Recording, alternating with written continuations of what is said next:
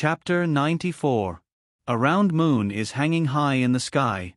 The water of the Wu River, which is several thousand meters wide, is flowing slowly towards the east. Tonight, the wind is very strong. Even though the water is flowing very fast, there are no big waves on the surface of the water. It is so calm that one can even see the reflection of the full moon on the river. There are over 10,000 people on both sides of the Wu River. Among them are ordinary people who want to watch the fun and some internal experts. Everybody is looking at that figure above the Wu River with reverence. Shang Xian. His black robe is fluttering wantonly and so is his black hair. Xiang Yang is hugging the bear with both hands. His sharp and cold eyes are closed at the moment. Standing in midair like this, Xiang Yang is quietly waiting for the arrival of the other party. There is no trace of impatience on his calm face. On the bank of the Wu River, Qin De, who is dressed in black, is staring at Xiang Yang standing in midair. He cannot help but feel a tinge of impatience in his heart. This Xiang Yang has been here for a long time.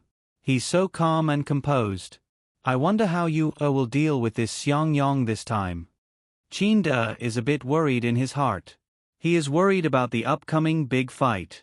He has no doubts about whether Qin Yu will come because he knows his son very well.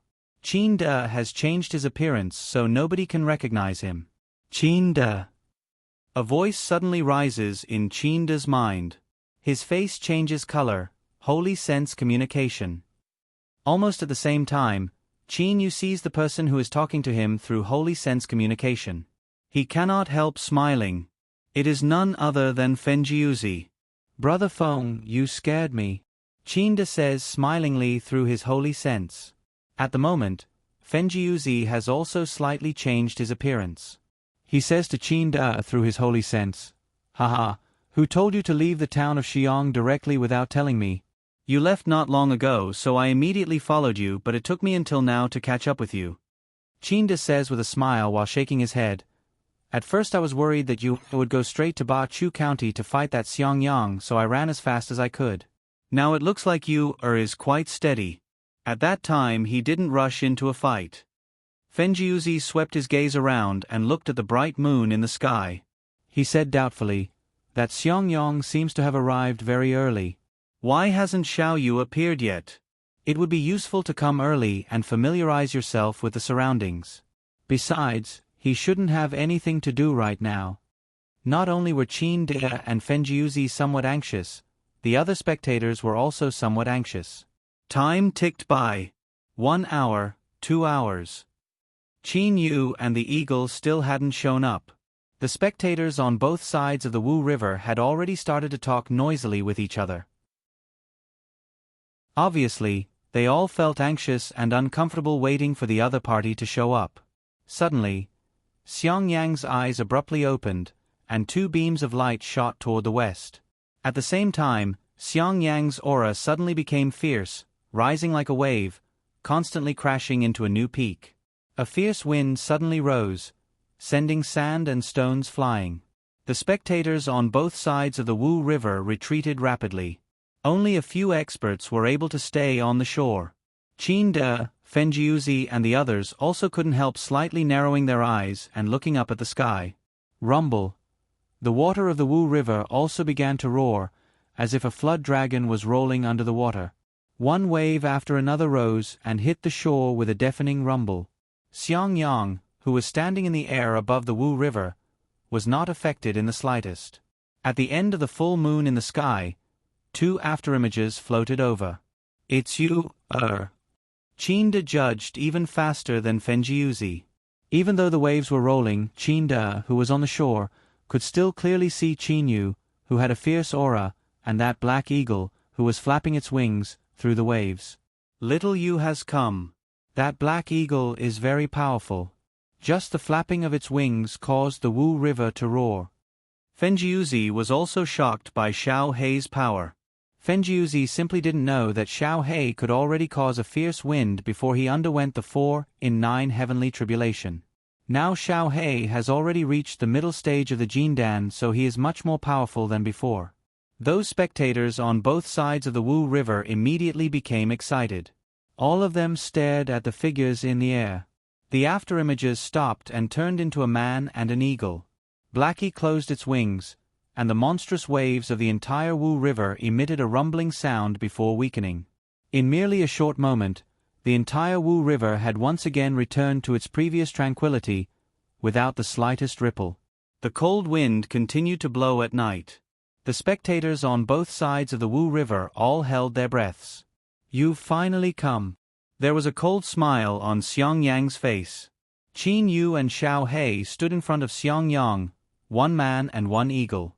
Qin Yu stared at Xiang Yang and said with an indifferent smile, "Xiang Yang, could it be that you've been waiting for a long time? We brothers came late so that you, Xiang Yang, could live a little longer. Don't tell me you're not grateful?" "Shameless boasting," Xiang Yang coldly reprimanded. At the same time, streaks of blood-red energy began to emerge on the surface of Xiang Yang's body. Then, like a blood cloud, they turned into a faint blood-red fog and spread towards Qin Yu and Xiao He. In just a short while, the blood-red fog completely enveloped them. "Xiang Yang, this kind of means belongs to the means of ordinary internal experts. A real Zionist would disdain to do this." A faint silvery star force emerged on the surface of Qin Yu's body. The faint silvery star force constantly rotated and formed a nebula. The blood-red fog could not penetrate the nebula at all. "Humph!" Xiang Yang snorted coldly. He hated this young Zionist the most. During yesterday's exchange, Qin Yu had mocked him for not understanding the Zionist's formations, for not understanding the Zionist's swordsmanship, for not understanding the Zionist's method of refining weapons and pills. Now Qin Yu had mocked him for his backward means. "Xiang Yang, you've been doing closed-door training and practicing alone. Your means of attack are too weak. Even if your wisdom is high, it can't be compared with the accumulation of countless years by a Zionist sect." Qin Yu said with a faint smile. Qin Yu began to irritate Xiang Yang with his words. In a battle between experts, mentality was the most important thing, especially for a super-expert like Xiang Yang. Once his mentality was affected, he would not be able to reach the peak of his realm and his attacking power would naturally be weakened. "You killed Wood, didn't you?" Xiang Yang said with a frown. "Now I'm very curious. Who are you and why are you opposing me?" To tell the truth, Xiang Yang did not want to be enemies with a Zionist for no reason at the moment. "Me?" Qin Yu raised his eyebrows and then slowly said, "My surname is Qin." "Qin?" Xiang Yang stared at Qin Yu and said seriously, "You're from the Qin family of the 3 eastern region counties. Which generation of the Qin family's expert are you? It seems that the Qin family doesn't have any super experts who can reach your level. Which generation of Qinda's elder are you?" Qin Yu smiled. "I'll tell you my name," Qin Yu slowly said. Xiang Yang's eyes brightened. He stared at Qin Yu, waiting for Qin Yu's answer. "My name is..." Qin Yu's mouth showed a hint of a smile. "Qin Yu. Qin Yu." Xiang Yang's complexion suddenly changed. He was completely shocked. As soon as Qin Yu finished speaking, his whole body turned into a thunderbolt and suddenly arrived in front of Xiang Yang. His light silver fist suddenly appeared and at the same time, directly punched towards Xiang Yang's chest. Boom! A blood-red protective true elemental force suddenly appeared on the surface of Xiang Yang's body, directly blocking Qin Yu's fist. However, Qin Yu's fist somewhat transformed. In a split second, it first turned into a palm blade to attack, then turned into a sword finger to attack again. Continuous attack. Pooh! Pooh! With 2 vibrations, the protective true elemental force on the surface of Xiang Yang's body was broken by Qin Yu's right hand. Qin Yu could not help but sneer. The next move was to directly use the flaming sword to kill Xiang Yang. If he succeeded like this, it would be too easy. However, Qin Yu did not mind such an easy success. Flaming sword. Qin Yu's mind moved and the flaming sword appeared in Qin Yu's hand. Like lightning, Qin Yu's flaming sword directly stabbed towards Xiang Yang's heart. The speed was extremely fast. Clang! With a series of metal clashing sounds, Qin Yu only felt a burst of numbness in his arm. His whole body could not help but fly back. Qin Yu clenched his teeth. His whole body suddenly spun, and with the help of his strong waist, his right leg chopped towards Xiangyang like a wheel. Get lost. Xiangyang waved his right hand and his right arm directly collided with Qin Yu's right leg. However, the result was that Qin Yu flew back and Xiangyang also slightly retreated several meters. This fight seemed slow, but in fact it was as fast as lightning. From the beginning to the end, ordinary people on both sides of the Wu River simply felt that their eyes were dazzled, and the two experts only slightly retreated a few steps. The speed was really too fast. The people watching the fight on both sides of the Wu River all opened their mouths wide. There was no doubt that just now the two of them were fighting. However, in the eyes of experts at the peak of the Xiantian level as well as Qin Yu and Fenjiuzi, the moment Qin Yu's figure disappeared, the air vibrated and the two of them flew back. Humph, Qin Yu? Don't try to fool me, but you're really cunning and insidious. Just now you really surprised me and made me unprepared. What a pity. You're a bit weak. Xiangyang said with a cold smile. Xiangyang's heart had a burst of fear. This Zionist in front of him was really too scheming. Just now, he had shocked him in an instant and launched an attack at the same time. If he did not have a backup plan, perhaps his heart would have been pierced and he would have died directly. Qin Yu looked at the current Xiangyang and his face slightly changed.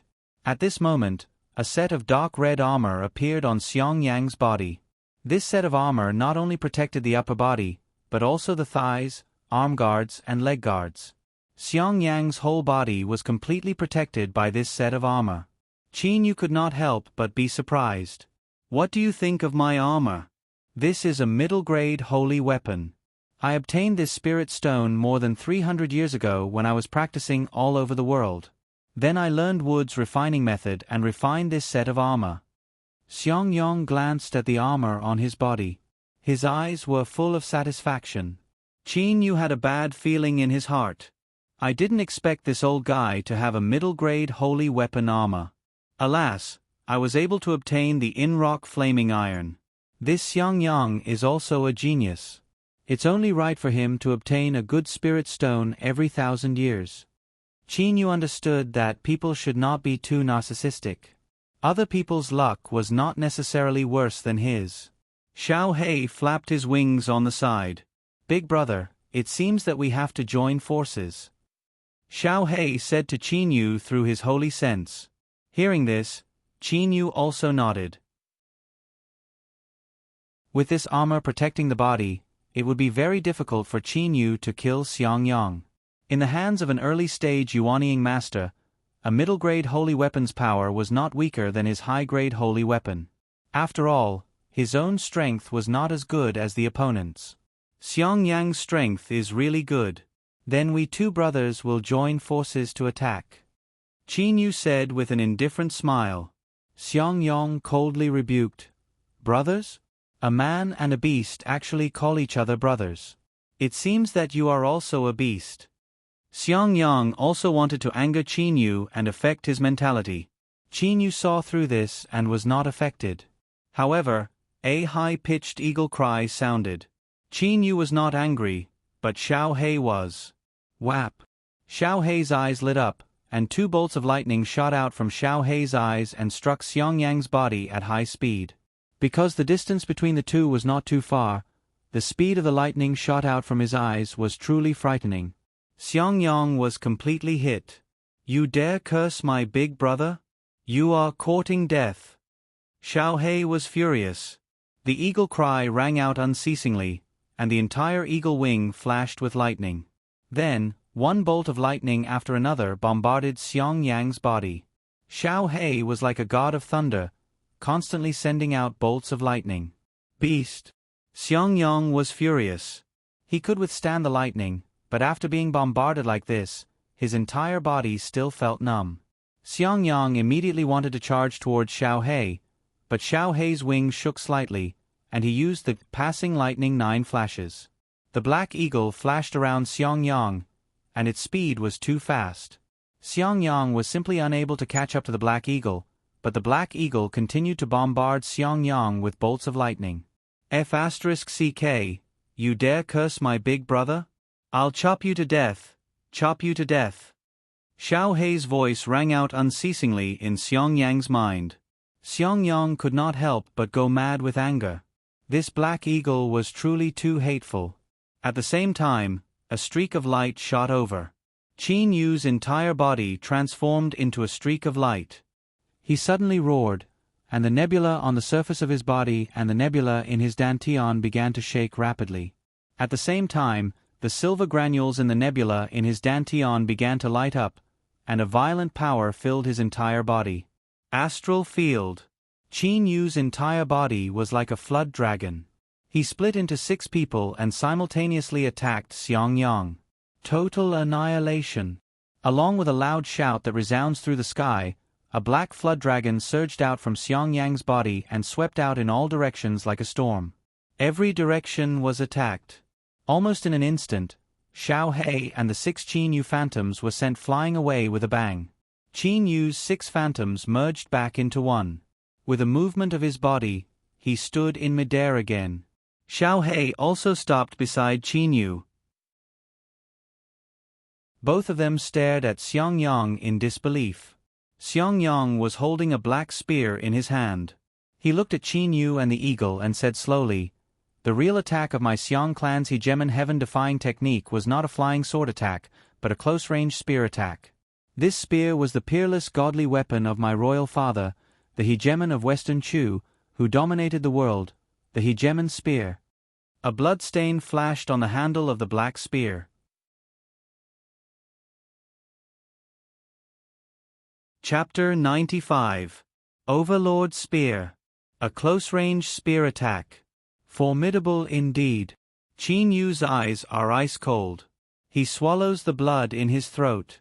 Just now, when he used the star domain to attack, he didn't expect that Xiong Yang would directly break it with a total annihilation.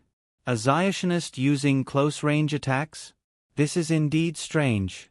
Generally, Zionists use flying swords to attack. That Xiong Yang purely cultivates the martial Tao. However, he has reached his current realm by himself. He is not like an ordinary Zionist sect. Instead, he has his own way of attacking. Big brother, this Xiong Yang is much stronger than we thought. He is actually good at close-range combat. Not only does he have a set of battle armor, he also has a long spear. Both his offense and defense are extremely powerful. Xiao Hei says through his spiritual sense. Qin Yu quietly says through his sound transmission, "Look for his flaws. If that doesn't work, we can only use the last move of our plan." The last move? Good. Xiao Hei's voice becomes firm. Qin Yu stares at Xiong Yang. He suddenly sneers and says, "Xiong Yang, at the beginning, you saved your life because of your battle armor. Just now, I used a ruthless move, and you saved your life because of this overlord spear. Next time, let's see what you will use to save your life." Qin Yu's 2 attempts to kill were all broken by this Xiong Yang. Xiong Yang doesn't mind and says with a smile, "Indeed, the first time, I almost fell for your treacherous move. The second time, your astonishing speed really gave me a fright. But, do you think I will give you another chance?" Qin Yu, you must have suffered from my spear just now. The feeling shouldn't have been good. I advise you not to force yourself, because the feeling below is even better. Xiong Yang has a trace of a strange smile on the corner of his mouth. More than half of the power of Xiong Yang's total annihilation had been absorbed by Qin Yu. According to Xiong Yang's calculations, this Qin Yu must have been seriously injured. However, Xiong Yang had miscalculated his opponent's strength. Not only was Qin Yu's body very strong, even the seemingly ordinary sleeveless shirt he was wearing was made by Lei way back then. It was not an ordinary item at all. It was very comfortable to wear. Once he was attacked, it would turn soft into hard. More than half of the attack force would be negated by this shirt. "Oh, the power of your spear technique is not bad, but it is not enough to threaten me." The power within Qin Yu's body began to surge. When he was motionless, he was like a mountain, but when he was motionless, he was like a rolling thunder. Qin Yu was very confident in his close-range attacks. He spent the most effort on close-range attacks. Pooh! The air between Qin Yu and Xiong Yang slightly vibrated. Xiong Yang's eyes suddenly opened wide. His right hand that was holding the spear fiercely rotated. Suddenly, the Black Overlord Spear's spearhead pierced through the air and attacked Qin Yu. Because of the fast rotation, the spearhead was unpredictable. At the same time, the air within the spear's rotation range was sucked away. A black whirlwind dragon attacked Qin Yu. Ha! Qin Yu's body fluttered like the wind. At the same time, his right hand stretched out. Like a sharp claw that suddenly appeared in the darkness, he directly grabbed at the Overlord's spear. With the flaming gloves, Qin Yu's hands were definitely able to go toe-to-toe with the opponent's Overlord spear. Humph! Xiong Yang coldly snorted. He slightly exerted force with one arm. The Overlord spear that was originally thrusting at an extremely fast speed actually changed from a straight thrust to a horizontal sweep in an instant. No. It was not a horizontal sweep, but a continuous high-frequency sweep. The moment Qin Yu's right hand was about to grab the Overlord spear's shaft, the Overlord spear fiercely smashed into Qin Yu's palm. At the same time, it swept back and forth at an extremely fast speed. Like an ethereal phantom, it swept past Qin Yu's arm 5 or 6 times in a row in an instant. An inch longer, an inch stronger. Close range. Qin Yu ignored the pain in his arm and immediately attacked Xiong Yang in close range. The Overlord spear was too long. He could not attack Xiong Yang with just his hands. However, Xiong Yang could use the spear to attack him wantonly. Don't even think about it. Seeing that Qin Yu was about to approach, Xiong Yang sneered. At the same time, his body moved. The spear in his hand transformed into several spear shadows and began to rush towards Qin Yu. Pa! A thunderbolt struck down, directly striking Xiong Yang's body. Xiong Yang's body could not help but tremble. His attack was also slightly off target. Qin Yu took the opportunity to directly appear beside Xiong Yang. His nimble hands transformed into various weapons and began to attack. Once Qin Yu got close to him, it would be extremely terrifying. His hands sometimes formed into fists, sometimes into palms, and sometimes used his fingers to attack. Qin Yu's entire body turned into a gust of wind, attacking Xiong Yang's body outside of his armor, especially his throat, waist, upper arms, and other places. Xiong Yang's face had a trace of disdain. The spear danced. For a moment, Xiong Yang's entire body was like a cannon. Countless spear shadows shot out from Xiong Yang's body. The Overlord spear had already been used to the extreme by Xiong Yang. Sometimes a flood dragon would come out of its hole, and sometimes a python would sweep through the air. Actually, in terms of hand speed, Xiong Yang was slightly slower than Qin Yu. However, as long as Xiong Yang's hands moved slightly, the entire Overlord spear would extend and transform into many different forms, using various inertia and rebound forces to attack. Pa! Pa! Pa! Xiao Hei hovered in the air, and a thunderbolt struck down at Xiong Yang's head. The power of this thunderbolt was not too great. To the current Xiong Yang, it was not too much of a threat. However, it affected Xiong Yang's movements. Ha! Qin Yu's eyes flashed with a ruthless light. He used the star energy in his body, and gathered all his strength in his right hand. He punched straight at Xiong Yang's chest. His knuckles protruded from his fist, and the entire attack burst out with an astonishing penetrating power through his knuckles. Originally, this fist should have attacked Xiong Yang's throat, but Xiong Yang dodged quickly. Humph! Xiong Yang's face suddenly turned pale. At the same time, he waved his Overlord spear, and quickly retreated. You beast! Xiong Yang transmitted his voice through his spiritual sense, and cursed in Xiao Hei's mind. Xiong Yang was also angry.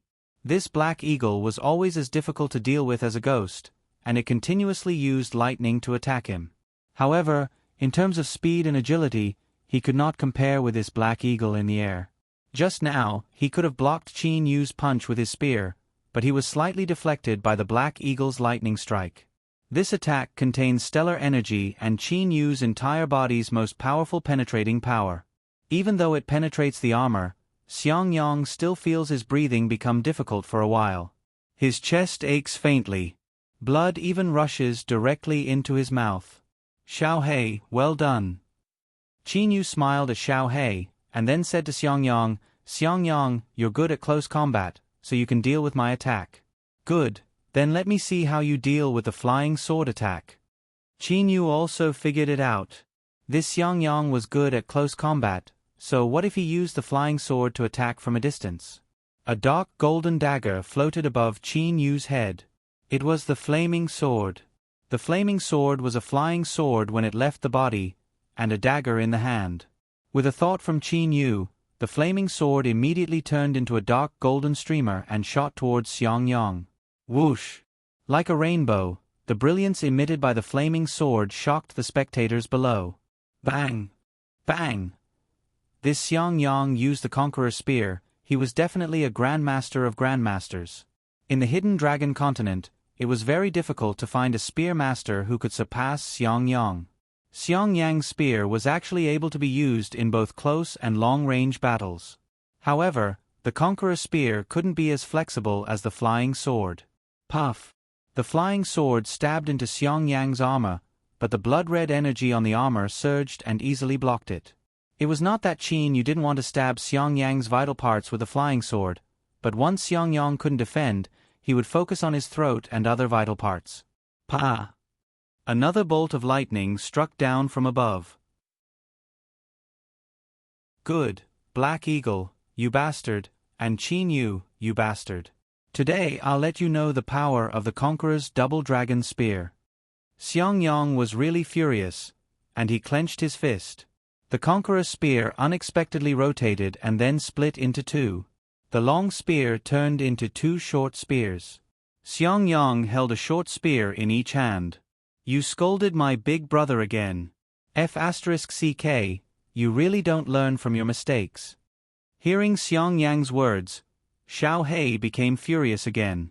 He directly sent a message to Xiangyang through his holy sense. At the same time, lightning flashed on Xiao He's wings. Qin Yu immediately became worried. He hurriedly sent a message through his holy sense. Xiao He, this Xiangyang spear is so fast. If he has two short spears, his speed will be much faster. His attack power will definitely be great. Don't be too reckless.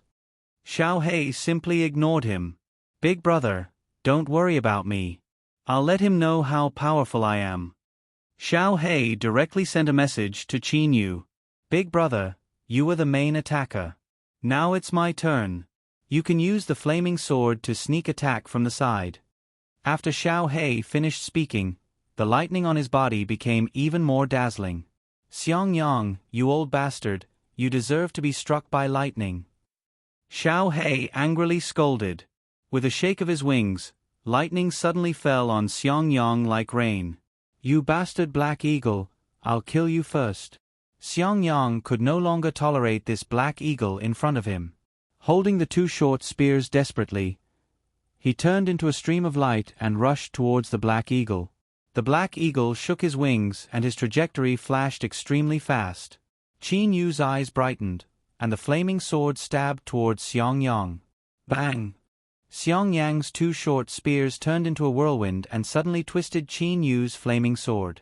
At the same time, he continued to attack the Black Eagle. Xiangyang's eyes were red from killing. He simply did not care about Qin Yu. At this moment, what he wanted to do was to kill this annoying Black Eagle in front of him. You bastard, you only know how to run. Xiangyang angrily shouted. Xiao He was already a demon beast of the Jindan stage. Moreover, because of his innate arrogance, Xiao He hated being insulted the most. Insulting Qin Yu, insulting him, would make Xiao He furious. Once Xiao He was furious, it would be boom. Xiao He spat out a thunder fire from his mouth. Xiangyang felt the power of this thunder fire, and immediately dodged. However, Xiao He's eyes flashed with a cold light. That thunder fire suddenly changed direction, and Xiangyang, who was close at hand, simply had no time to dodge. Break! With a loud shout, the two short spears turned into two swimming dragons. Two black swimming dragons swam around Xiang Yang's body at an extremely fast speed, and the surging blood-red true elemental force also poured into them.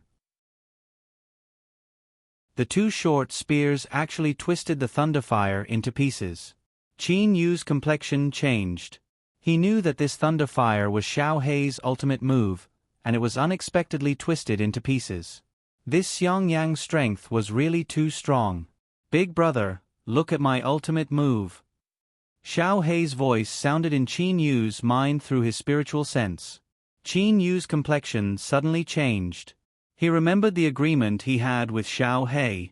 The reason why Xiao Hei wanted to have the decisive battle on the night of the full moon was that, on the night of the full moon, the burden on Xiao Hei's body would be a bit smaller. Chirp! Xiao Hei spread his wings and soared into the sky. At the same time, an extremely sharp and ear-piercing cry of an eagle suddenly resounded. The cry of the eagle spread in all directions as if it had substance. Suddenly, the water of the Wu River roared loudly. A bright light flickered on Xiao Hei's eagle crown, and at the same time, the brilliance of the full moon in the sky unexpectedly gathered on top of Xiao Hei's eagle head, and then spread to Xiao Hei's whole body. Suddenly, Xiao Hei's whole body was covered with the brilliance of the moon, which was extremely dazzling. Xiang Yang's complexion changed greatly. At this moment, he also felt the terrifying power of Xiao Hei's body. Blood-red elemental energy poured into the armor, and Xiang Yang suddenly raised his whole body's defense to the highest level. At the same time, he threw a short spear with one hand, and unexpectedly shot it directly towards Xiao Hei. This short spear could also be used as a long-range attack.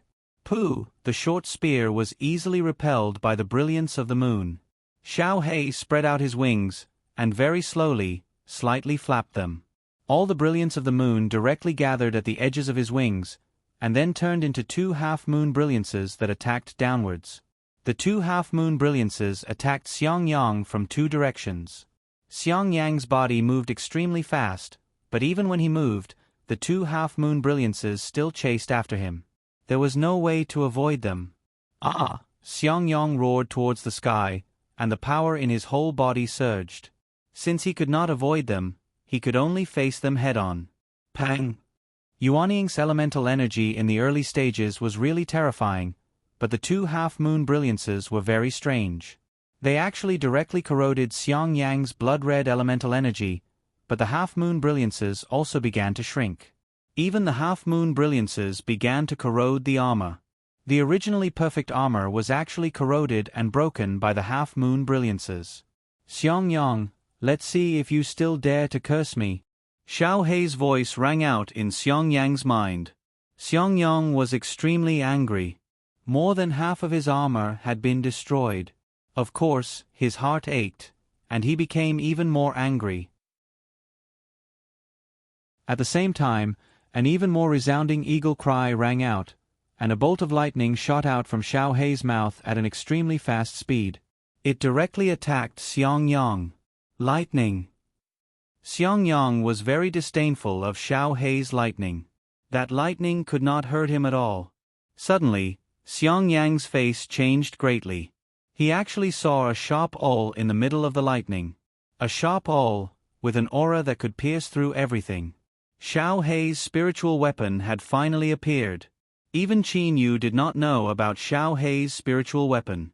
This was refined by Xiao Hei according to the secret method of the inherited memories. Its power was so great that it even surpassed Qin Yu's imagination. The sharp owl's aura that could pierce through everything caused Xiang Yang's face to completely change. Xiang Yang suddenly let out a resounding roar, and the elemental energy in his body continuously surged out. Xiang Yang was like an enraged lion, recklessly urging the elemental energy in his body. Such a crazy use of elemental energy caused great damage to Yuanying, but Xiang Yang did not care so much. Pang! The short spear collided with the sharp awl of lightning. The short spear fell to the side, and the sharp awl of lightning once again stabbed Xiang Yang's body. Pang! The blood-red elemental energy in Xiang Yang's body shook, and a stream of blood directly sprayed out from Xiang Yang's mouth, scattering in the air.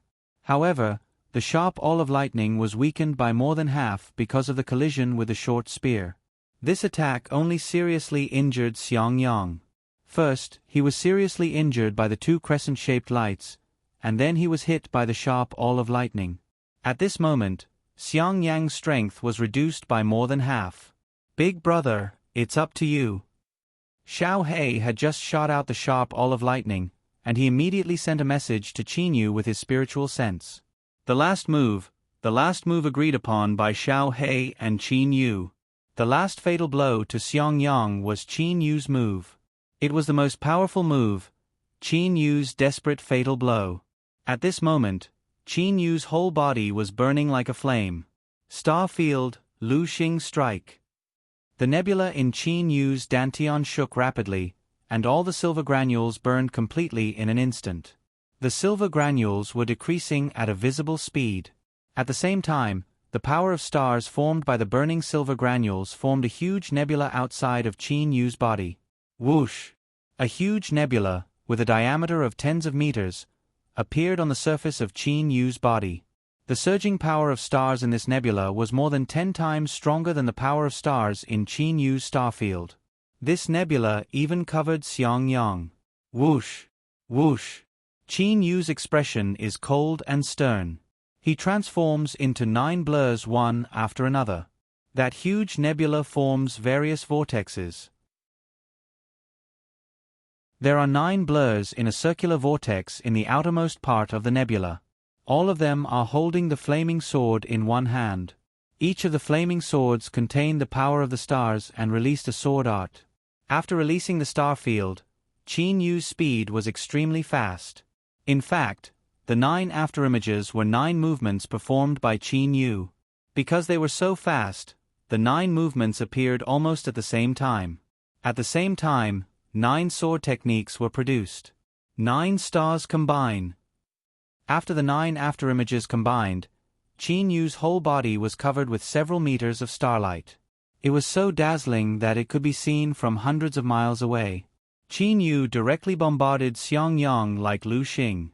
Although it took a long time to describe, in fact, right after Xiangyang was injured by Xiao He, Qin Yu's attack had already arrived in front of him. The two coordinated perfectly. Xiangyang had no time to dodge. Ah! Hysterical, Xiangyang's double spears shot directly at Qin Yu like 2 flood dragons. However, Qin Yu's body changed again. Holding the flaming sword, Qin Yu's figure turned into several afterimages. A dazzling brilliance flashed. Xiangyang's body trembled. He looked at Qin Yu in disbelief. At this moment, Xiangyang's heart, throat and several other vital parts of his body were pierced by Qin Yu's flaming sword. 9 stars combine and the power of the burning silver stars fused together. The attack was terrifyingly powerful. Even though his vital parts were pierced, Xiangyang didn't die immediately. After all, he had reached the Yuanying stage. After achieving Yuanying, his soul was also very powerful. Suddenly, a hint of a strange smile appeared on the corners of Xiangyang's mouth. Qin Yu's face suddenly changed color. He immediately dived down with the help of his astral field. At the same time, he urgently used his holy sense to Xiao He. Xiao He, run quickly. Qin Yu's speed was extremely fast. However, in just a moment, boom. Xiangyang's entire body exploded. Yuanying self-detonation. A Yuanying stage expert self-detonated. A terrifying destructive force blasted out in all directions. The experts on both sides of the Wu River only felt a dazzling sun appear in front of their eyes. Watch out! Fenjiuzi and Qinda immediately crouched down to protect their bodies with their elemental energy. The ground on both sides of the Wu River shook as if there was an earthquake. Ordinary people within a radius of a kilometer immediately bled from their 7 apertures and died. Ordinary internal experts also died in a flash. Even Xiantian experts who were a kilometer away were seriously injured. The self-detonation of a Yuanying expert has already reached a terrifying level. In the dark night, that dazzling brilliance has been seen by all the people in Bachu County. At the moment of the explosion, the whole world is filled with a deep rumbling sound. People in other places of Ba Chu County saw Lu Xing break through the sky first. Then they saw a full moon appear. The people on both sides of the Wu River felt that it was as dazzling as the sun, but the people 100 li away felt that it was as bright as the moon in the sky. In an instant, it gave people a feeling that there were two moons hanging high in the sky, reflecting each other's brilliance. Lu Xing breaks through the sky. Two moons hanging high in the sky. This fight is really too terrifying. Xiaoyu, what happened to Xiaoyu? Qin Feng, who had hurried back to Lei Shui County, looked in the direction of the fight in the distance. His face was full of anxiety and worry.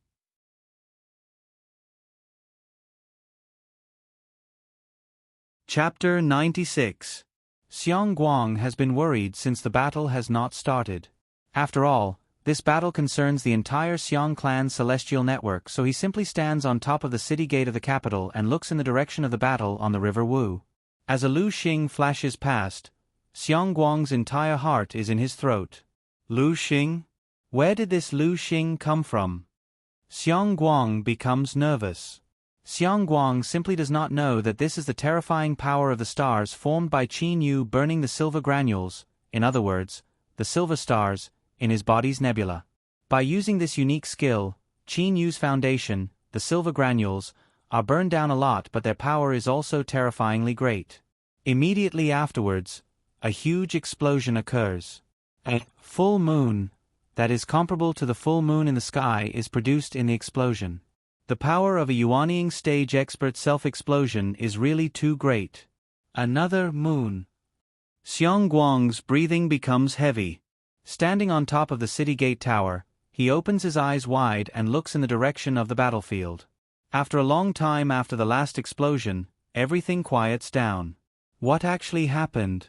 What's the result? Did Great Ancestor kill the challenger or not? Xiong Guang asks himself non-stop in his mind. Beads of sweat even appear on his forehead. He knows that once Great Ancestor dies, his Xiong clan will also be finished.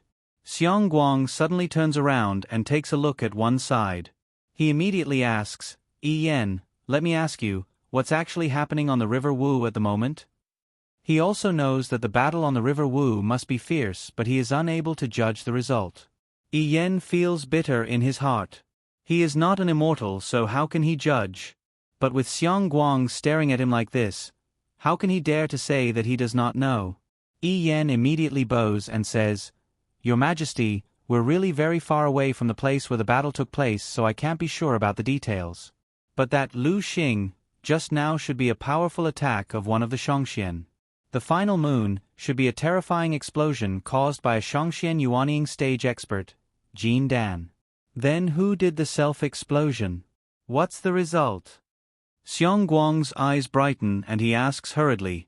Yi Yan hurriedly says, Your Majesty, don't you know Great Ancestor's power? Great Ancestor definitely won this battle. At this crucial moment, what can Yi Yan say? He could only say this to make Xiong Guang feel at ease. Yes. Hearing this, Xiong Guang's entire body is filled with vitality as if he has taken an elixir of immortality. His eyes are blazing. Who on the Qianlong continent is a match for Great Ancestor? I heard that even Wu De is far inferior to you. That must be it. That ascendant immortal who challenged us was inferior to the old ancestor and self-destructed in despair. Since Xiong Guang thinks so in his heart and Yi Yan and the other subordinates also agree with him, Xiong Guang immediately becomes even more certain. Alright, everybody, follow me back to the palace. Let's quietly wait for Great Ancestor to come back and prepare a celebratory feast for him.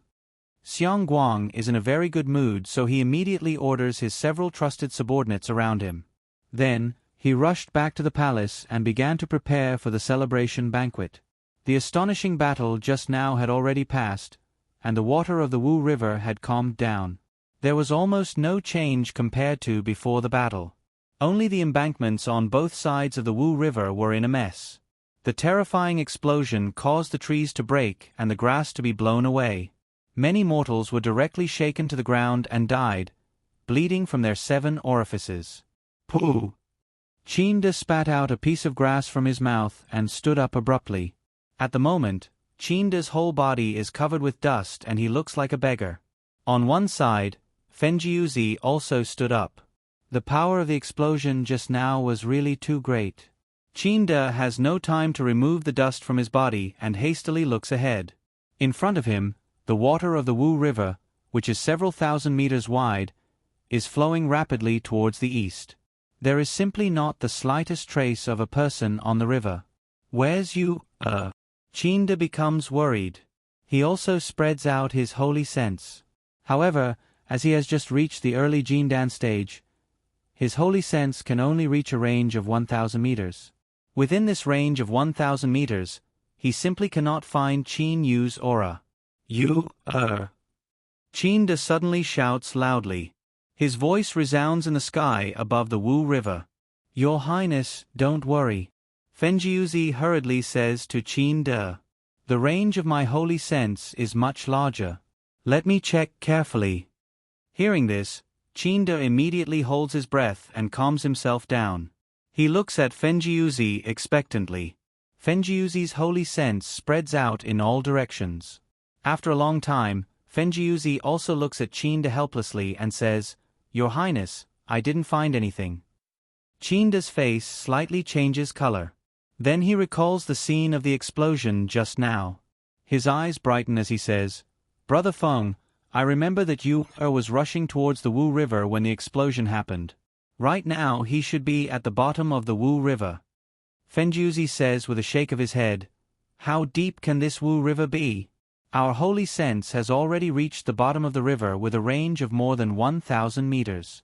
But we still didn't find anything. Pang! All of a sudden, the water of the Wu River suddenly explodes. A figure shoots up from the surface of the water into the sky. This is followed by another explosion on the surface of the water. A black eagle also shoots up from the bottom of the water into the sky. A man and an eagle are flying over the Wu River in this way. Qinda and Fenjiuzi see that figure. It's you, Qinda's entire body becomes excited. He only sees a man and an eagle turn into two beams of light and fly directly towards him and Fenjiuzi. In just an instant, the man and the eagle have arrived in front of Qinda. Qin Yu looks at Qinda. A faint smile appears on his pale face. Father, I've succeeded. Qinda only feels his whole body go numb. He cannot help slightly wetting his eyes. There is only excitement on his face. No matter how many times Qinda suddenly hugs Qin Yu also hugs his father. The father and son hug each other tightly like this. Father, your body is so dirty. At this critical moment, Qin Yu unexpectedly says something that spoils the fun. Qinda is startled. He looks at his body. Just now the explosion has covered his whole body with dust. When he got up, he hurriedly went to find Qin Yu so he did not remove the dust from his body. You stinking brat. Qinda laughingly scolds. He then stimulates his real elemental energy to directly shake off the dust. Haha, you father and son should stop messing around. Go back quickly. Fenjiuzi says with a loud laugh. Then Fenjiuzi walks to Qin Yu's side and casually punches Qin Yu's chest. He says, You little thing, I didn't expect that in just how many years? Even a Yuanying level expert has been killed by you. Fenjiuzi has watched Qin Yu grow up so naturally he has fatherly feelings for Qin Yu. Seeing that Qin Yu has such achievements, he is also very happy. Qin Yu's body slightly shakes. His face becomes even paler. Xiao Yu, what happened to you? Fenjiuzi knows that the situation is not good. Although that punch a moment ago has some power, it is absolutely nothing for a Zionist. Qin Yu shakes his head and says with a smile, It's nothing. I just suffered some minor injuries when I used my final move. But it's nothing. As long as I go back and cultivate in peace, I'll be able to recover very quickly. Qin Yu has a very bright smile on his face. Humph, what minor injuries? I used the first level of the Dark Moon and lost 1/3 of my power. That move of yours was much more powerful than mine. You lost at least half of your power. I reckon that your meridians and bones have been seriously damaged. If this is a minor injury, then what is a major injury? Xiao He says through his holy sense. Qin Yu glares at Xiao He. Indeed, Qin Yu has been seriously injured this time. The silver granules in the nebula in his dantian are the source of Qin Yu's energy. Qin Yu unexpectedly used his final move to burn these silver granules. The size of these silver granules is only half of their original size. Moreover, with so much energy exploding at once, even Qin Yu's body cannot withstand it. His meridians and bones have been seriously damaged. Father, let's go back. In any case, Xiangyang is dead. There is nothing that can stop our Qin clan. I can also cultivate in peace. You don't have to worry. Qin Yu sees his father's expression and immediately says to comfort him. As soon as Qin De hears this, he nods to himself. Xiangyang is dead, so naturally Qin Yu can cultivate in peace. It's been hard on you. Qin De pats Qin Yu's shoulder, then says smilingly, all right, let's go back to the town of Xiang. Afterwards, Qin De, Qin Yu, Heiying and Fenjiuzi immediately fly away, heading for the town of Xiang. The impact of this battle is very great. People in the several hundred cities around have all seen the frightening scene of that battle. Lu Xing, who flew away, and the terrifying energy of Yuanying's self-explosion, even outshine the full moon in the sky. Lu Xing flew away with 2 moons hanging high in the sky. This legendary battle has been spread by the experts of the entire Qianlong continent. Even the Shangxian of the Ming dynasty and the Han dynasty have no choice but to admit that both sides of the battle are far more powerful than them. This battle has also become a legend on the Qianlong continent, causing every martial arts expert to yearn for it. According to the accounts of the Xiantian experts who have survived the battle on both sides of the River Wu, one side of this legendary battle is Xiangyang of the Xiang clan. The other side is very mysterious. It is a man and an eagle. Many people have tried to find out who this man and this eagle are, but they are still unable to find out. This has also become a mystery on the Qianlong continent. In the town of Xiang, there is a sumptuous banquet. Ha ha, come on, cheers, cheers. Su Yuan stands up and says drunkenly with a slightly red face. Now that Xiangyang has died, there is no longer any suspense in the battle. The Qin clan also completely relaxes. Su Yuan, the chief military counselor, usually says that he has to stay sober if he doesn't drink, but now he also drinks wantonly without any scruples. At this time, if the Qin clan cannot win, those generals should all look for tofu to knock themselves to death. How many years has it been, Your Highness? We've been preparing for this day for many years. We're finally going to succeed. Your Highness, we're going to succeed. As long as Your Highness gives the order tomorrow to launch the final general attack, the Chu Kingdom's last Ba Chu County will be completely in our hands. Su Yuan says with a sigh in a half-drunk manner. Qin De also drinks a cup fiercely and says with a nod, yes, it's been 18 years, a whole 18 years. In the past 18 years, I haven't had a good night's sleep. Finally, we're going to succeed. Qin De's entire temperament has changed. He no longer has the coldness of the past. Instead, he has a carefree air about him. No, it's not just 18 years. Father, the ancestors of our Qin clan have been preparing for several hundred years. Every generation of ancestors has been constantly preparing for the future uprising. If it wasn't for several hundred years of preparation, how could the Mu clan and the Shangguan clan have achieved such a situation? Qin Zheng's entire body is also very excited. That's right. Qin De suddenly nods. The ancestors of the Qin clan have been preparing for several hundred years. How many years of expectation have they had? And Jingyi has also been waiting for this day for a very, very long time. Qin De suddenly becomes silent. He recalls the scene of the past. Father. Qin Feng's eyes glitter with coldness. As for that Xiangguang, I'll definitely take his head to comfort Mother's soul in heaven. That scene of the past was witnessed by the 10-year-old Qin Feng himself. He has also been waiting for this day. Qin De nods, then suddenly says, Zheng, have you completely monitored the movements of the Xiang clan in the capital? Don't let them escape in the end. Qin Zhang says confidently, "Don't worry, father. Everyone in the Xiong clan is under our control.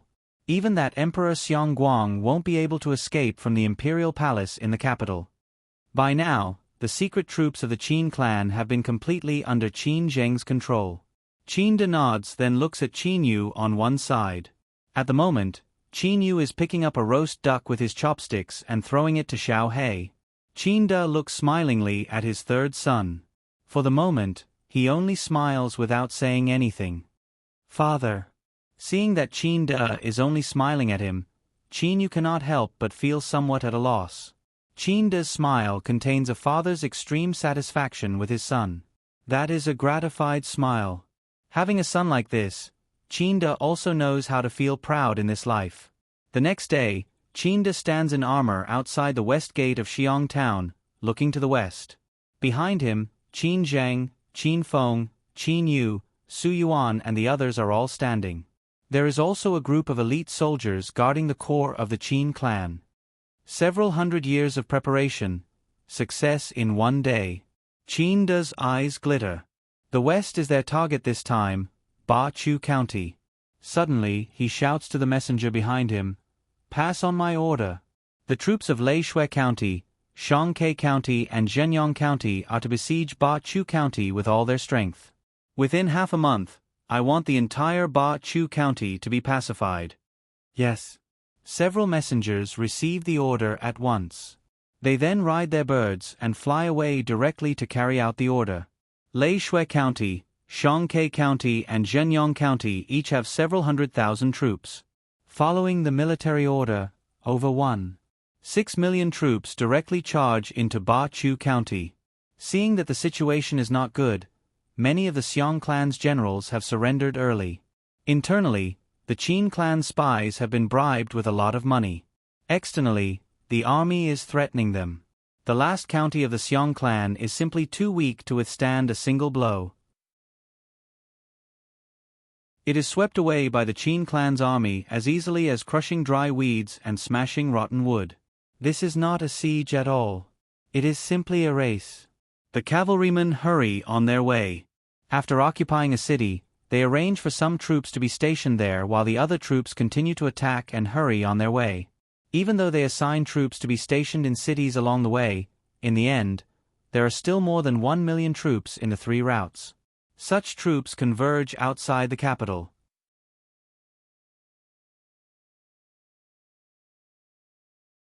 Chapter 97. The 50,000 fierce tiger army soldiers of the Qin clan completely surrounded the imperial palace of the Yan capital. The soldiers of the fierce tiger army were filled with pride. It had only been half a year, but the entire Chu kingdom had fallen into the hands of the Qin clan. These elite soldiers of the Qin clan were also very proud. The imperial palace's imperial guards have already dispersed. The commander of the imperial palace's imperial guards is an elite of the Xiong clan, but he is assassinated by the cowardly vice-commander of the imperial guards. That vice-commander leads the commander's head and surrenders to the Qin clan. The imperial guards are in chaos. In the past, the descendants of the Xiong clan led by Xiong Yu were all extremely heroic. However, after 1,000 years of living a luxurious life, these descendants of the imperial Xiong clan have all become corrupt and depraved. Seeing that the Xiong clan is finished, these descendants all come to beg for mercy with their treasures. However, the Qin clan's response to this is confiscating their treasures and putting them in jail. At the moment, the imperial palace is in chaos. Some members of the Xiong clan have committed suicide in despair. Groups of eunuchs, palace maids and imperial guards who are afraid of death are begging for mercy from the fierce tiger troops. There are also loyal imperial guards who are hunting down those who are afraid of death. Chaos, chaos, chaos. The Xiong clan's doomsday has arrived. Everyone in the imperial palace is in a state of panic. They fight each other for the treasures of the imperial family. However, the 50,000 soldiers of the fierce tiger army watched everything that was happening in the imperial palace with indifferent expressions. None of them interfered. In the main hall of the imperial palace, there is only Xiong Guang sitting on the dragon throne. An old eunuch with white hair and beard is standing on one side. Your Majesty. Head eunuch Wang Meng looks at the Chu Emperor Xiong Guang in front of him. Wang Meng entered the palace when he was very young. His only family member is his younger sister's grandson. Wang Meng has already arranged for his younger sister's grandson to go to the Ming dynasty. As for Wang Meng, who was already in his 90s, he didn't want to escape anymore. Sitting on the dragon throne, Xiong Guang has a weary expression as if he has fallen asleep. Only after hearing Wang Meng's voice does he raise his head for a long time. His lifeless eyes take a look at Wang Meng. Oh, it's Manager Wang. At this time, only you can accompany me. Wang Meng asked, "Why didn't your Majesty escape? As long as he can keep his life, why can't he make a comeback?" Xiong Guang shakes his head. "Anyone can escape, but I can't." There is a hint of coldness and fierceness in Xiong Guang's eyes. The Qin clan has been preparing for so many years, but it has never taken action because it enjoys East vanquishing Prince's power very much. However, back then, we did something that caused the Qin clan to rebel. It's me. This time, the Qin clan's first target of rebellion is me. Xiong Guang's entire body becomes insane. Great Ancestor has long arranged for the most promising disciples of our Xiong clan to hide in other places. This is what Great Ancestor did just in case. Now it seems that this is the only way for our Xiong clan to continue on. They were the most important members of the Xiong clan right now. I definitely can't run away. Once I run away, the Qin clan will spare no effort to capture me. Even those disciples who have been lurking outside may be captured. Xiong Guang's body slightly trembles. Afterwards, Xiong Guang gives a frustrated laugh. I can't run away. Without Great Ancestor, I definitely can't escape from the Qin clan's tight encirclement. Since that's the case, I'll just wait here for Qin De. After killing me, Qin De definitely won't pursue the Xiong clan's disciples too hard. With the protection of Great Ancestor's 4 great disciples, those disciples who have already lurked out should be able to live well. I can only hope that one day, they will be able to avenge the destruction of our country. Then, I will be willing to die. Wang Meng looks at Xiong Guang for a long time, as if this is the first time he has seen Xiong Guang. Then he says with a sigh, "Your Majesty, I always thought that you thought I was absurd and muddle-headed, didn't I?" Xiong Guang says with an indifferent smile. Wang Meng does not deny it, saying, "You only dared to wait for Qin to hear. I also admire you from the bottom of my heart. Now that I'm old, it's meaningless for me to live. I can't do other difficult things. I can still do something as simple as dying together with you, Your Majesty." Xiong Guang takes a look at Wang Meng but does not say anything. After a while, a black-clad figure suddenly appears in the main hall. After seeing Xiong Guang, he immediately bows and says, "Your Majesty, the mission has been accomplished. All the concubines, princesses and other female members of the imperial harem, including the Empress, have passed away." Hearing this, Wang Meng's face changes color. He immediately understands that it was Xiong Guang who gave the order to kill all the female members of the imperial harem. Xiong Guang, however, remains expressionless. He waves his hand indifferently and says, "All right, I'll give you the last order of your lives. All of you change into Imperial Guard uniforms. When the Qin clan's army enters the Imperial Palace, you can assassinate as many Qin clan soldiers as you can." "Yes," the black-clad figure says expressionlessly, then immediately leaves the main hall extremely fast. "Your Highness." With a rumbling sound, the numerous fierce tiger troops outside the palace gate all kneel down on one knee almost at the same time. At first glance, only Qin De and a few others are standing among several tens of thousands of people. At the moment, Qin De is leading the 3 Qin clan brothers and Su Yuan straight towards the imperial palace. Afterwards, the 50,000 fierce tiger troops also enter the imperial palace closely behind Qin De. At the moment, Qin De's face is cold and there is not even a trace of a smile on it. Qin Feng, Qin Yu, Qin Zheng and Su Yuan also do not have the slightest trace of a smile on their faces. They all walk straight towards the main hall of the imperial palace just like this. It is as if they have already known where Xiong Guang is. However, the fierce tiger troops are completely focused on him. Pooh! An imperial guard of the Xiong clan is immediately cut into two halves by a saber. That fierce tiger soldier then coldly withdraws the saber in his hand. On the way to the main hall of the imperial palace, quite a few fearless imperial guards charge at the fierce tiger troops. However, all of them are just throwing their lives away. After a while, the main hall is already in sight. Qinda's eyes flash with a hint of brilliance. He cannot help walking a bit faster. Suddenly, the three imperial guards of the Xiong clan, who were originally running towards him from the distance, suddenly speed up. They rush directly into the fierce tiger troops like three phantoms. Only a large amount of blood can be seen and limbs can be seen falling down.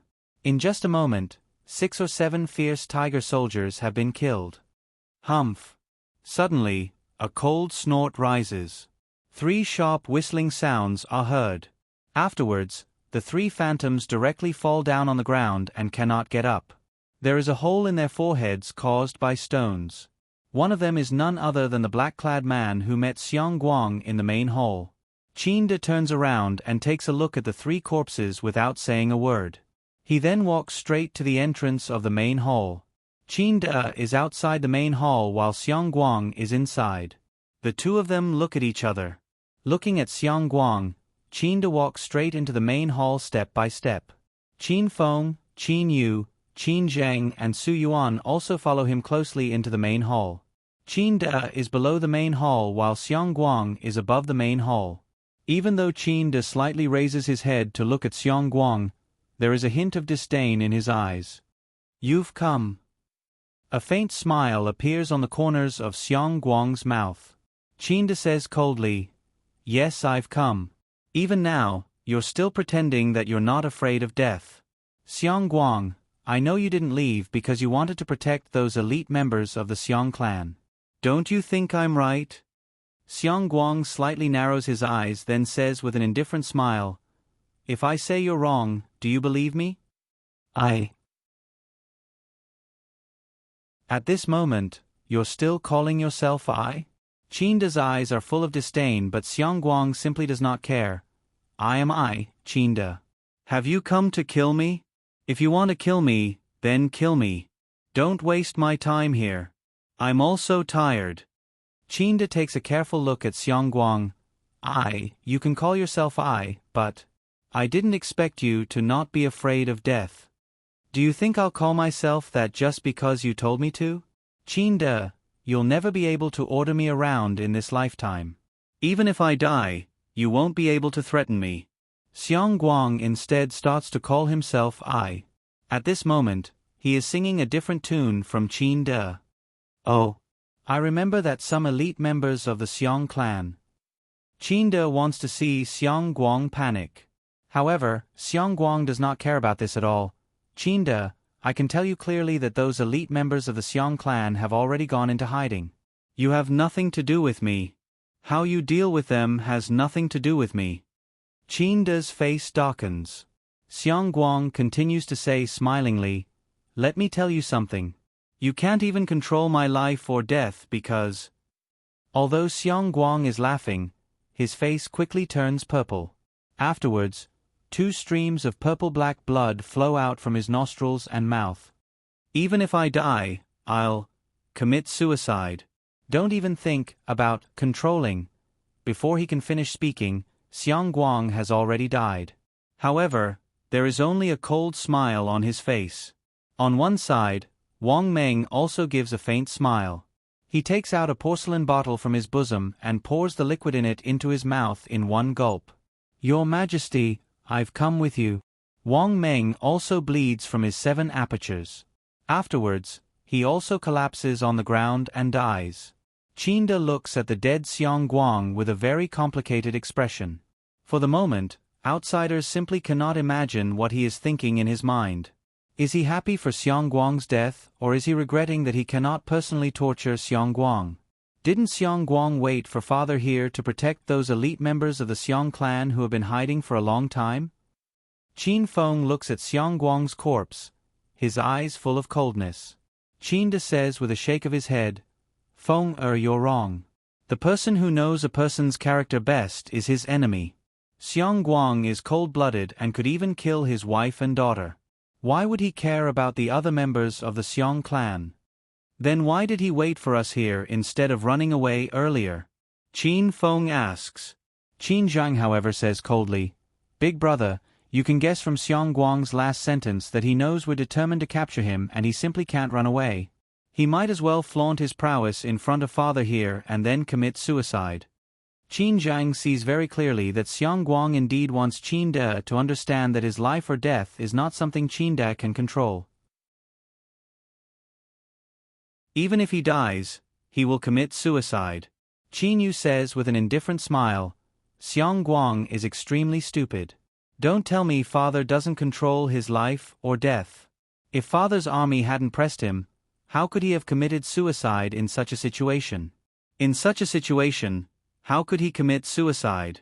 Even if he committed suicide, he was forced to do so by his father. Xiong Guang still thinks he can control his own life or death. He's just deceiving himself and others," Su Yuan says while waving his feather fan. Qin De, however, walks step by step towards the dragon throne. He kicks away Xiong Guang's corpse, then looks at it for a long time. He suddenly turns around to look outside the main hall and says loudly, "Xiong Guang of the Chu dynasty is dead. From now on, the Chu dynasty will be completely destroyed."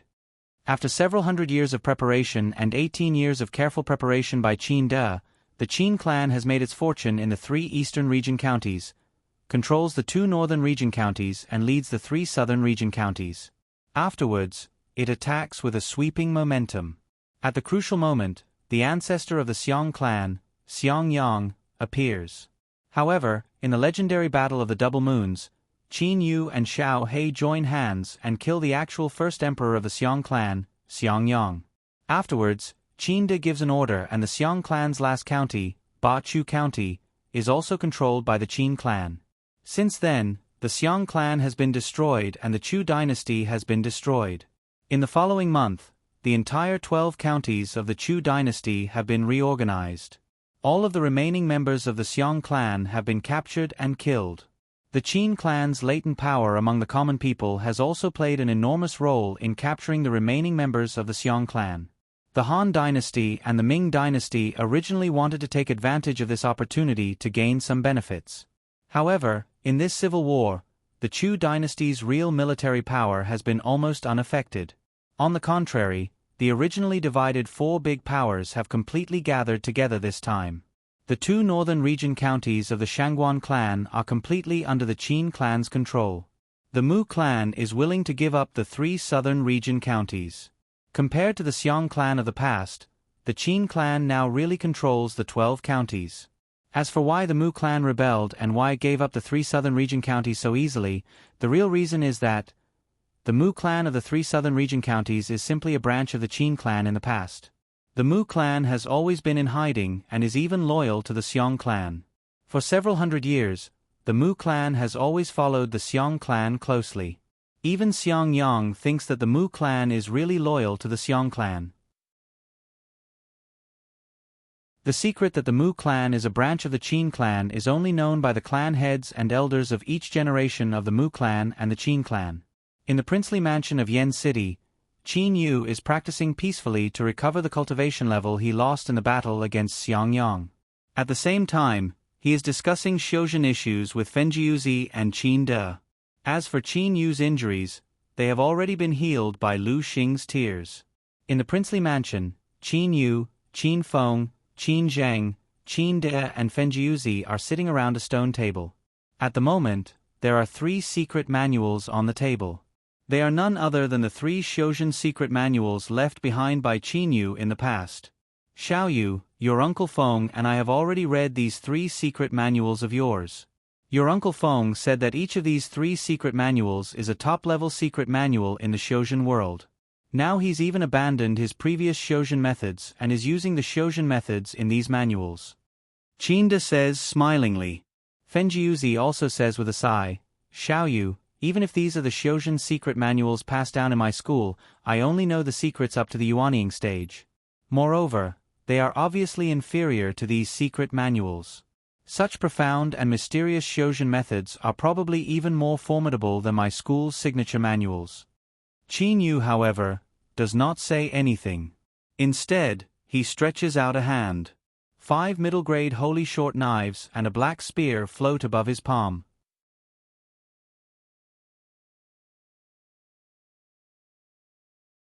Chapter 98.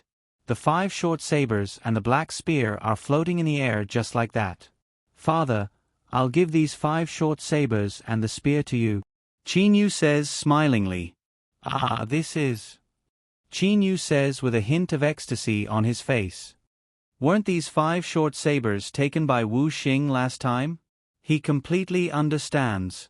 Wu Xing died, so Qin Yu naturally took Wu Xing's treasures. However, after obtaining such treasures, most people keep them for themselves and never give them to others. Looking at the black spear, Fenjiuzi exclaims in admiration, "This spear is the Xiong clan's conqueror spear, right? During the battle on the river Wu, even though I was on the bank of the river, I still saw how formidable this conqueror spear was. Xiao Yu, after killing that Xiong Yang, you even conveniently took his conqueror spear. You're really..." Qin Yu says with a smile, "It's a pity that more than half of his armor was corroded by Xiao Hei's unique skill, so it's no longer useful." In the distance, Xiao Hei immediately says via holy sense communication, "Big brother, what's a pity? If more than half of his armor hadn't been corroded by my Dark Moon skill, it would have been very difficult for you to kill him so straightforwardly. You're seriously injured, yet you still swam so far underwater just to get this spear." Faced with Xiao Hei's reproach, Qin Yu simply refuses to answer. "Father, these 3 secret books were bestowed upon me by my master, but I won't be able to use them.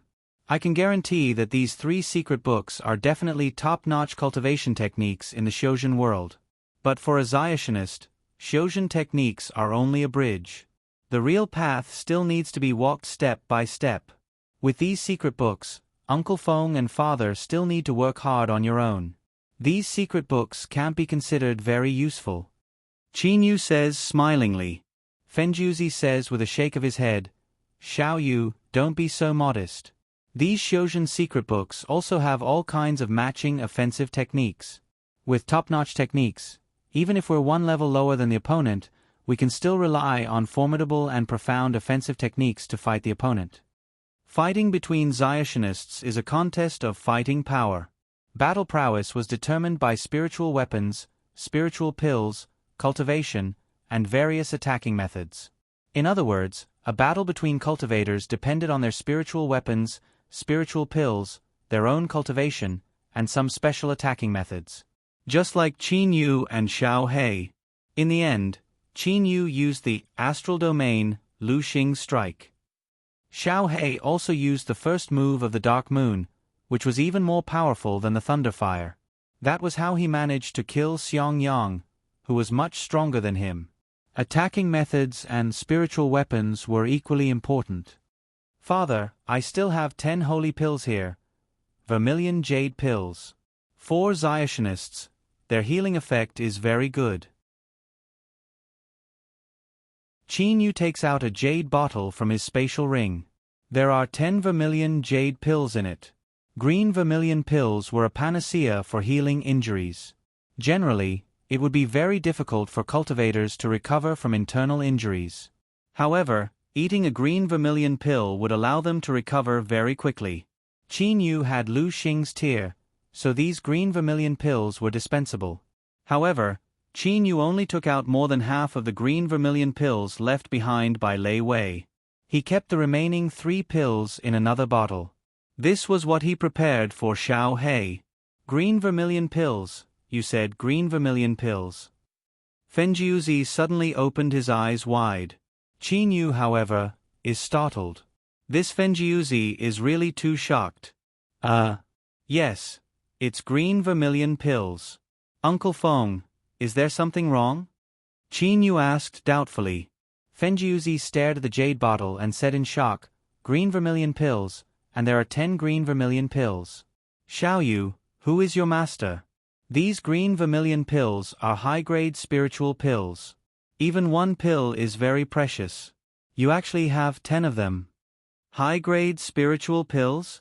Yes, let me tell you. A green vermilion pill is very important.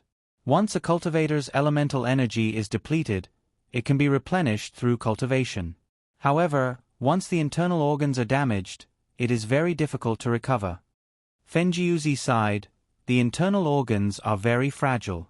You can only use elemental energy to slowly nourish them and let them slowly recover on their own. However, once you have a green vermilion pill, you can recover in a few days. For cultivators, elixirs that could replenish their power were nothing, but elixirs that could repair the damage to their internal organs were very precious. Even for cultivators, once their body's functions are damaged, they can only abandon their bodies and cultivate as loose immortals when they reach the Dongshu stage. As for those who have not reached the Dongshu stage, their souls will scatter and they will be finished. Xiaoyu, you should keep these green vermilion pills for yourself. Your master left them for you. They are treasures that can save your life in the future. Fenjiuzi said earnestly to Qin Yu. Even if it was 10 high-grade spiritual pills, Fenjiuzi would not be greedy. In the future, you might encounter some dangers on your path of cultivation. You must take these green vermilion pills with you, just in case. Qin told Qin Yu while staring at him. Qin Yu felt helpless in his heart. When it comes to healing internal injuries, is there anything that can compare with Lu Xing's tears? Lu Xing's tears can even heal a fatal injury like a pierced heart. With such an effect, how can high-grade spiritual pills or top-grade spiritual pills be compared with it? Perhaps even the legendary immortal pills are inferior to it. Father, Uncle Feng, don't worry. I still have some green vermilion pills for myself. These 10 pills are just for you. While saying, Qin Yu took out another jade bottle with 3 green vermilion pills in it. Qin De and Fenjiuzi immediately smelled the fragrance of the green vermilion pills and believed him in their hearts. Qin Yu said hurriedly, Father, this is my kind intention. If you don't accept it, I won't be able to leave the Qianlong continent with peace of mind. Leave the Qianlong continent? Qin Zheng, Qin Feng and Qin De all exclaimed. For a moment, they forgot about the green vermilion pills. Yes, leave the Qianlong continent. I'm going to embark on an ethereal journey with Xiao He and enter the world of Xiationists. Qin Yu said firmly with a nod. He had already made up his mind about this decision. In the Qianlong continent, he simply did not have any goals. Only by embarking on a journey that was full of opportunities and dangers would life become interesting. Qin Desai then burst into laughter. Since you came back from the wilderness this time, I knew you've undergone earth-shaking changes. This time you killed Xiong Yang. Yes, you're only 20 years old now, but you've already reached such a level.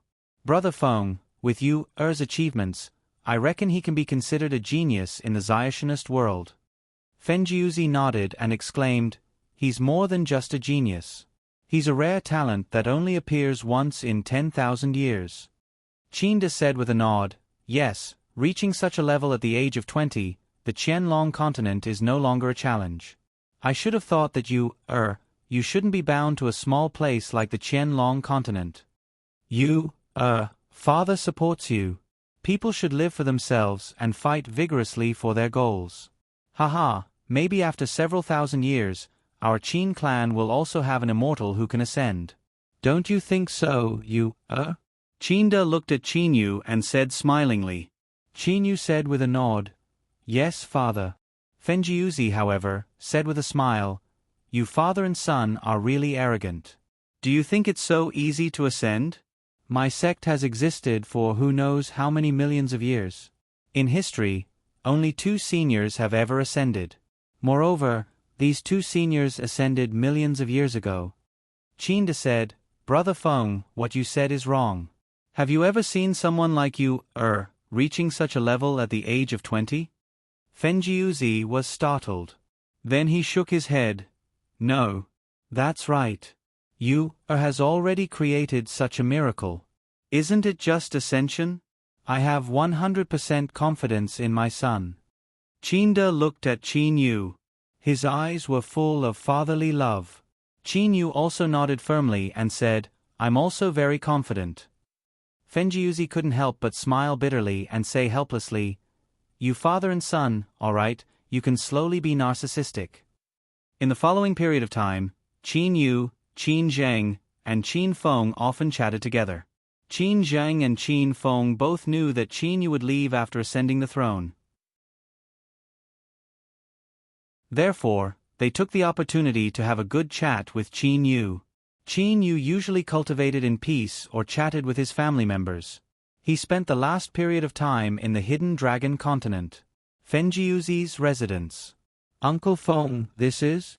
Qin Yu looked at the jade slip in his hand in puzzlement. Fenjiuzi smiled and said, "Little Yu, this jade slip contains the sea map of my sect. The sea is vast and boundless. If you run around blindly, who knows where you'll run to? Who knows, you might accidentally enter the Devil Island and have your golden core and nascent soul devoured." "Thank you, Uncle Feng." Qin Yu naturally knew why Fenjiuzi gave him this sea map. "Uncle Feng, just now you said something about the Devil Island. Can you tell me more about the overseas immortal islands? It seems to be very complicated." Qin Yu became doubtful. Fenjiuzi pondered quietly for a while, then said, "I'll tell you in detail. Your Uncle Feng's sect is called the Pure Sword Sect. More than 100,000 li away from the southern border of the Hidden Dragon continent, there's an immortal island called the Clear Wind Island. There are two big sects on the Clear Wind Island and the Pure Sword Sect is one of them." Qin Yu listened quietly. In fact, the Clear Wind Island is one of the few ordinary immortal islands very close to the Hidden Dragon continent. In the overseas immortal islands, the farther you are from the ocean, the bigger the immortal island is and the stronger the sect is. Who knows how many billions li south of the Hidden Dragon continent is the core of the overseas immortal islands, the Panglai Immortal Region. This Panglai Immortal Region is made up of several hundred huge immortal islands. There are many sects and tens of thousands of Shojin experts. Fenjiuzi slowly explained. "I'm ashamed to say that this Panglai Immortal Region is very famous, but I've never been there. After all, it's really too far away and my power is too low. I don't know how long it'll take me to fly there. Moreover, the journey is very dangerous. Maybe I'll meet with mishaps before I even reach it." Fenjiuzi said with a deep sigh. The outline of the overseas immortal islands immediately appeared in Qin Yu's mind. In the boundless ocean in the south, there is an immortal island 100,000 li away. There are also many other islands in a disorderly manner. Many of these islands are occupied by Shojin sections. Who knows how many billions li south of the Hidden Dragon continent is the core of the overseas immortal islands, the Panglai Immortal Region. "Uncle Feng, you said something about a Devil Island just now. What is a Devil Island?" Qin Yu asked closely. Fenjiuzi said with a smile, "A Devil Island is an island occupied by Xiamoists. Xiamoists are different from Xiaxianists. In order to pursue ascension, Xiamoists will stop at nothing. They will even dare to use sinister methods such as swallowing Jin Dan's Yuanying." "Devouring Jin Dan's Yuanying?" Qin Yu widened his eyes. Fenjiuzi says very indignantly, "That's right. Devil cultivators are just this sinister. They kill other Xiaxianists, devour other people's Jin Dan, Yuanying, and seize other people's cultivation. Their conduct is really very low." Qin Yu blushed with shame. On their way back from the primordial world, Qin Yu and Xiao He had devoured a lot of Jin Dan. This time, when Xiang Yang self-destructed Yuanying, Qin Yu lamented that it was a waste of Yuanying. It turns out that swallowing Jin Dan's Yuanying is a devil cultivator's technique. Cultivators are generally divided into immortal cultivators, devil cultivators, and demon cultivators. Immortal cultivators focused on tranquility and inaction, while demonic cultivators focused on power. Demonic cultivation. Let's not talk about demonic cultivation for now. Xiao Yu, you must remember. If you run into a devil cultivator, it's better to avoid him. Most of them are very cruel and bloodthirsty. It won't be good if your Jin Dan is devoured by someone else. Fenjiuzi reminds him. Qin Yu snickers in his heart. Cruel and bloodthirsty? We still don't know who will be devouring whose Jin Dan. Besides, I don't have a gene Dan. Qin Yu's cultivation technique is different from any other. He is neither an immortal cultivator nor a devil cultivator nor a demon cultivator. In the boundless sea in the south, some islands are occupied by Xiaxionist sects while some are occupied by devil cultivator sections.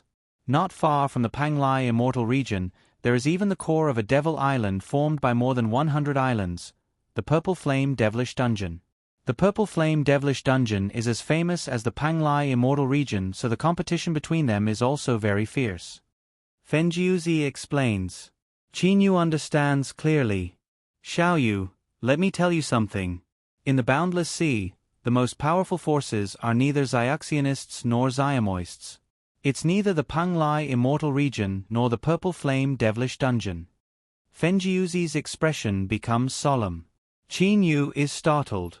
The most powerful forces are Zuyuyoists. Fenjiuzi says very certainly. What's the largest area of the boundless sea? It's not an island but a body of water. There are all kinds of underwater demonic beasts in the boundless water. The deeper you go in the sea, the more powerful the demonic beasts are. Qin Yu is shocked. The sea is boundless and vast. The entire water area is the territory of demonic beasts, so Zuyuyoists are indeed the strongest. The deeper you go in the water area, the greater the water pressure. Generally, Xiaxionists and Zuyuyoists simply can't bear that terrifying water pressure when you're several thousand meters deep or more than 10,000 meters deep. But some terrifying demonic beasts live under such water pressure. Xiaoyu, remember, demonic beasts are very terrifying in the overseas waters. The boundless water area is the territory of these demonic beasts. Nobody knows where their headquarters are. Both the Purple Flame Devilish Dungeon and the Panglai Immortal Region are sure of one thing. Demonic beasts are the most powerful forces. In fact, Fenjiuzi has only heard about this, but every school emphasizes this to its disciples. There are all kinds of spiritual treasures in the depths of the sea. The deeper you go, the more treasures there are. But the deeper you go, the greater the water pressure. Even Zuyuyoists won't be able to go down several 100,000 meters deep. You simply can't imagine how many treasures there are in those depths. Fenjiuzi's eyes glitter. Obviously, Fenjiuzi is imagining the treasures in the extremely deep parts of the sea. If I'm powerful enough, I'll definitely explore the depths of the sea. Qin Yu cannot help but make a decision. Through this conversation, Qin Yu has gained a lot of knowledge about the boundless overseas waters. In the overseas immortal region, there are a large number of Xiaxionists and Xiamoists. But there are even more demonic beasts in the water. They fight each other for the sake of spiritual treasures. The overseas immortal islands are extremely large. Some of them are even as large as the Chu Kingdom. However, such islands can often be found in the sea. The Panglai immortal region is made up of several hundred such islands. Its area is even larger than the entire Qianlong continent. The Panglai immortal region, the Purple Flame Devilish Dungeon and the mysterious underwater demonic beasts' headquarters constitute the entire overseas Xiuzhen world. Nobody knows how many treasures there are in the depths of the sea. Half a year later, Qin Zheng officially ascends the throne. He dethrones the Chu kingdom and establishes the Qin dynasty. Qin Zheng is Emperor Qin Ming. When the Qin clan decided to establish the Qin dynasty, they discussed it for a long time. If they use the Qin dynasty, won't it coincide with the Qin dynasty of 1,000 years ago? In the end, it is Qin Da's words that solve the problem. What is true is false and what is false is true. Our surname is Qin, so it makes sense to establish the Qin dynasty. Moreover, we have total control over the 12 counties. Even if the Han and Ming dynasties want to fight us, they'll have to see if they're powerful enough. Thus, they decided to establish the Qin dynasty. Qin De has taken his revenge, so he doesn't want to run around anymore. Fenjiuzi has nothing to do. Therefore, the two of them practice peacefully on the Qianlong continent. Qin Zheng is in charge of all major affairs of the Qin dynasty. Qin De, Fenjiuzi, Emperor Qin Ming, Qin Zheng, Qin Feng and Su Yuan gather in Yen capital. Father, big brother, second brother, Uncle Su, Uncle Feng, you don't have to see me off. Qin Yu looks at his relatives in front of him and says smilingly. Beside him, Xiao Hei flaps his wings from time to time as if he is excited about the upcoming journey. Qin De takes a step forward and says to Qin Yu while looking at him, the Xiuzhen world is very dangerous. Your Uncle Feng came to the Qianlong continent because he's not suitable for that kind of environment. You have to be careful and keep an eye out for other people. Don't be too sincere to others. Qin De knows his son very well. He is most worried that Qin Yu will be too sincere to others and be betrayed by others. That will be terrible. Father, don't worry. I know what I'm doing. Qin Yu says with a nod. Then Qin Yu looks at Qin Feng and Qin Zheng. He walks up to them and says, Big brother, second brother, I'll leave father in your care from now on.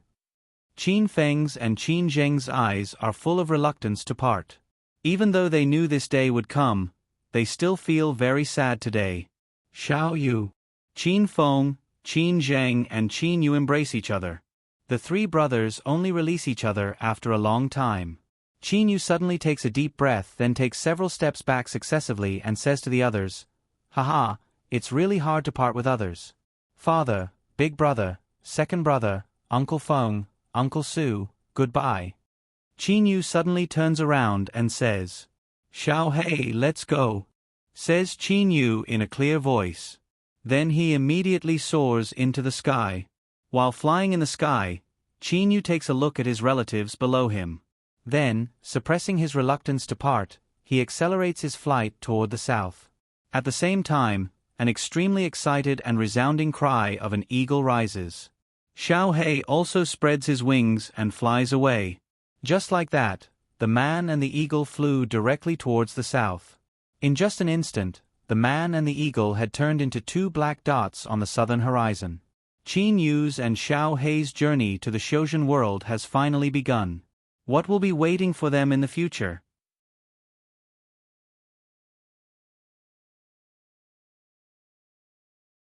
Chapter 99. One man and one eagle, Qin Yu and Xiao Hei, fly towards the south extremely fast. Below them, cities, mountains, grasslands and lakes are passed one by one.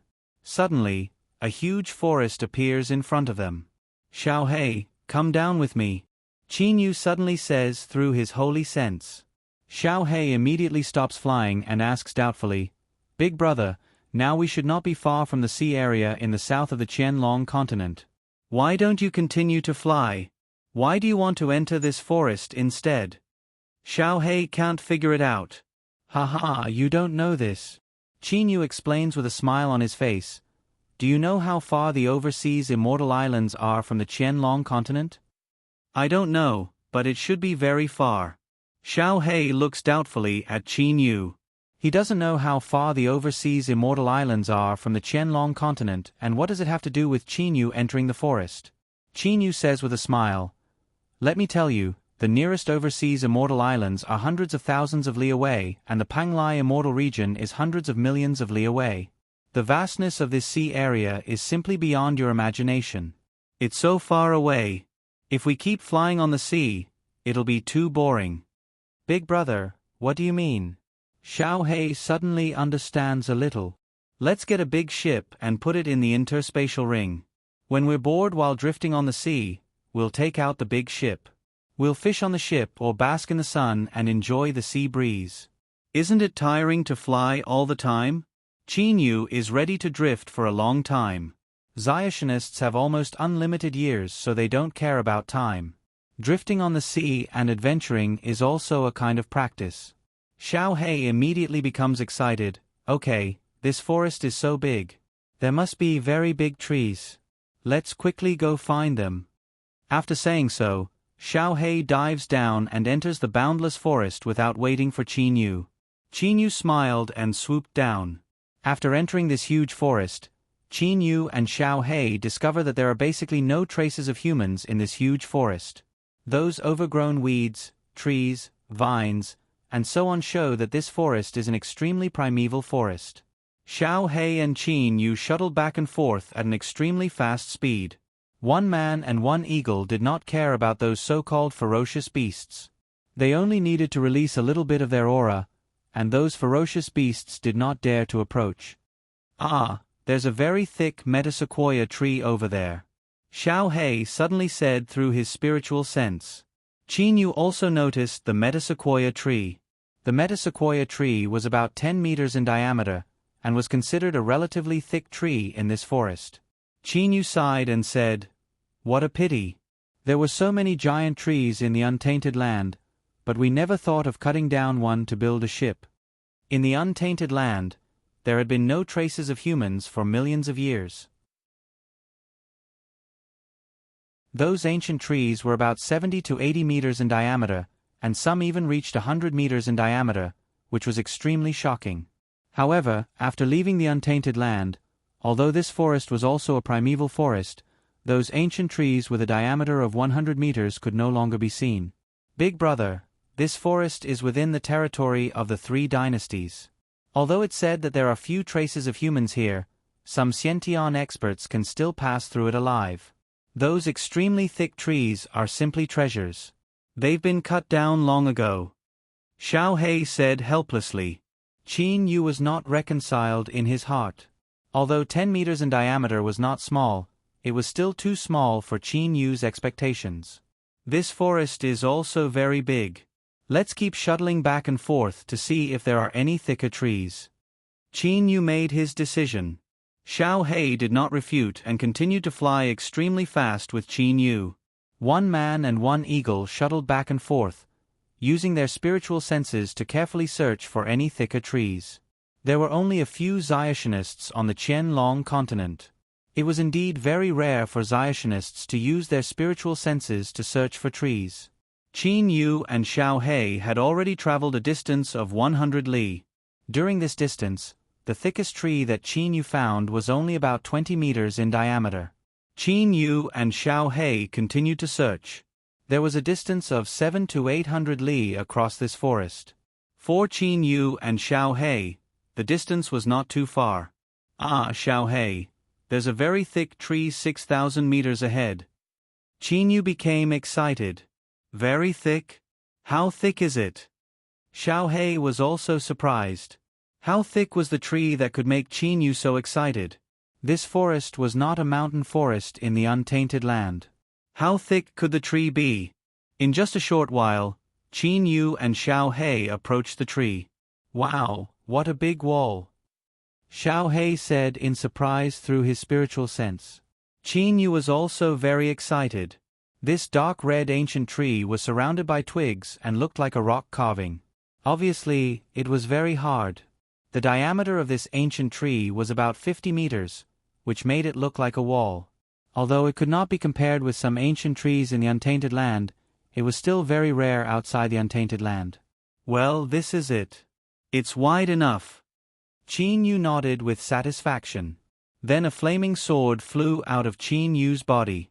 The flaming sword emitted a very long illusory silver starry sword light. This starry sword light was more than 10 meters long. Although the ancient tree was very hard, it was still much weaker than the sword light. Qin Yu smilingly points with a finger. The flaming sword then makes a slash at the root of the tree. Even though it is 50 m in diameter, it is completely cut apart in just a moment by the stellar sword light. Afterwards, that huge tree falls down with a loud crash, smashing down several tens of other big trees. Swish! Swish! Swish! The starry sword light cut off the branches easily. This ancient tree was 300 or 400 meters tall, but it was useless for Qin Yu. Qin Yu directly cut off the thickest 200 meters of the main rod. Then Qin Yu began to build the boat carefully. Building a boat was very simple. First of all, the bark was cut off completely, making the main rod slippery. Qin Yu had seen a ship before. He cut open the main pole and split it into two. Immediately after, he chose one of the two sides and hollowed out the center to create a 30 m wide and 80 m long space for sleeping and resting. Haha, I just need to set up a defensive restriction formation casually. This boat's defensive power is much stronger than those big boats. Qin Yu set up a defensive restriction formation on this huge wooden boat with a smile. Qin Yu believed that even in a hurricane, this boat would not fall apart. Xiao Hei spat out his spirit artifact sharp awl. He used the sharp awl to carve a few simple lines on the boat for decoration purposes. Very simply, a seafaring boat was created. Very good. Very good. Xiao Hei looked at his carving with satisfaction. Qin Yu grabbed this speedily made seafaring boat. With a thought, he stored it into his interspatial ring. Only Qin Yu's dreamscape ring was capable of storing such a large boat. As for the storage bracelet, the space within it was simply too small. Xiao Hei, let's go. Qin Yu laughed loudly as he soared into the sky. Xiao Hei followed right behind Qin Yu. The man and the hawk had personally built a large boat, and they were very happy. Things that were made by hand and things that were bought were completely different. The man and the hawk immediately sped up. Qin Yu stepped on the flaming sword and Xiao Hei's speed also increased by several times. Although Qin Yu did not use the one with the weapon, and Xiao Hei did not use the passing lightning flashes, their speed was still very fast. Half a day later, Qin Yu and Xiao Hei finally arrived at the southern part of the Qianlong continent. Two streams of light directly landed on the seaside and turned into a man and an hawk. Qin Yu and Xiao Hei looked at the endless ocean. They could not help but feel happy. The blue ocean was refracted by the sunlight. Some areas were even blue, light purple and other colors. It was really beautiful. Compared to the size of this sea, the Qianlong continent is really nothing. The gap between them is too big. Qin Yu looked at the vast ocean and could not help sighing. At first glance, the ocean seems very quiet. But who knows how many undercurrents are surging in the depths of the ocean? How many demonic beasts are there? How many immortal islands and devil islands are there? Xiao Hei was also very excited. Wow, Xiaxianists, Xiamoists and all kinds of demonic beasts. Maybe there are also some treasures. Just thinking about it makes me excited. Big brother, don't worry so much. Let's go. After saying that, Xiao Hei directly spread his wings and flew towards the endless ocean. Qin Yu also smiled. He could not help but feel a kind of heroic spirit in his heart. The endless ocean, this is the world of Xiaxianists. Qin Yu also rushed towards the endless ocean like lightning. On the seaside, there was a child playing with shells. He stared blankly at the man and the hawk flying towards the endless ocean. In just a moment, the man and the hawk disappeared from the horizon. Are my eyes playing tricks on me? How can a man fly? And so fast? The child rubbed his eyes, then looked around carefully. The surroundings were still so quiet, as if the man and the hawk had never appeared. Yeah, looks like my eyes really are playing tricks on me. The child smiled, then continued to play with those shells. On this day, Qin Yu, the Qianlong continent's peerless genius, an expert comparable to a late Jin Dan expert at the age of 20, the brother of the emperor of the newly established Qin dynasty and Prince Yu of the Qin dynasty, left the Qianlong continent. In the past 20 years, Qin Yu helped the Qin clan finally destroy the Xiong clan, unify the Chu dynasty and establish the Qin dynasty. A Xiaxianist's lifespan is limitless. 20 years is just the blink of an eye. What will happen in the next several decades, several hundred years, several thousand years? In the endless ocean, this is awesome. Qin Yu was walking on the waves. Waves were surging as he waved his hands. At the moment, Qin Yu was wearing the clothes made by Lei Wei in the past. He was wearing trousers on the lower half of his body and a sleeveless black undershirt on the upper half of his body. The muscles on the upper half of his body were completely protruding. At the moment, Qin Yu's entire body was full of vitality. He was walking on the waves at will on the ocean, stirring up wind and waves like the god of the sea. Qin Yu suddenly waved his hands. Huge streams of water unexpectedly started to revolve around Qin Yu's body, just like the streams of air that Qin Yu used to practice the Transheaven 3 diagrams in the past. However, this stream of water was 10 times thicker than the streams of air back then, and the area it revolved around was also 10 times larger. Qin Yu was recklessly venting his energy with the water streams revolving around his body. All of a sudden, Qin Yu reached out with one hand and a big fish weighing more than 10 jin floated up in the air. It was only by telekinesis, but a big fish was caught by Qin Yu just like that. Xiao Hei, prepare to grill the fish. Qin Yu says smilingly to Xiao Hei in the sky. He then makes a wave of his hand. Suddenly, a huge object appears on the surface of the ocean. It is none other than a 200 m long and 50 m wide large wooden ship. However, this wooden ship has been set up with defensive spells, so perhaps no ship in the Three Dynasties can compare with it in terms of defensive power. Grilled fish. Wow, this is great. Xiao Hei swooped down and directly landed on the deck. Qin Yu also jumped down and directly landed on the deck from the ocean surface. Then, he directly walked into the central cabin of the ship. The cabin was 30 meters wide and 80 meters long. It was 10 meters deep. There were many things in the cabin, such as a waterbed, a grill, a fishing rod, and so on. These things were all taken out from Lei Mountain House. In the past, Lei Wei also knew how to enjoy himself when he was drifting in the universe.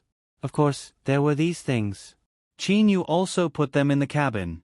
The grill set up by Master is really... Qin Yu was still full of praise.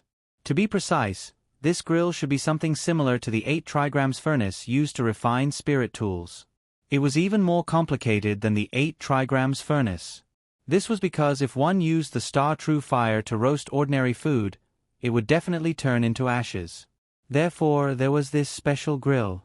Through various restrictions in the grill, the temperature of the star fire could be adjusted. The temperature was just right. Xiao Hei stared at the fish being grilled in the grill with shining eyes and said to Qin Yu, "Big brother, to be honest, the spices on the Qianlong continent are very different from the spices left by your master."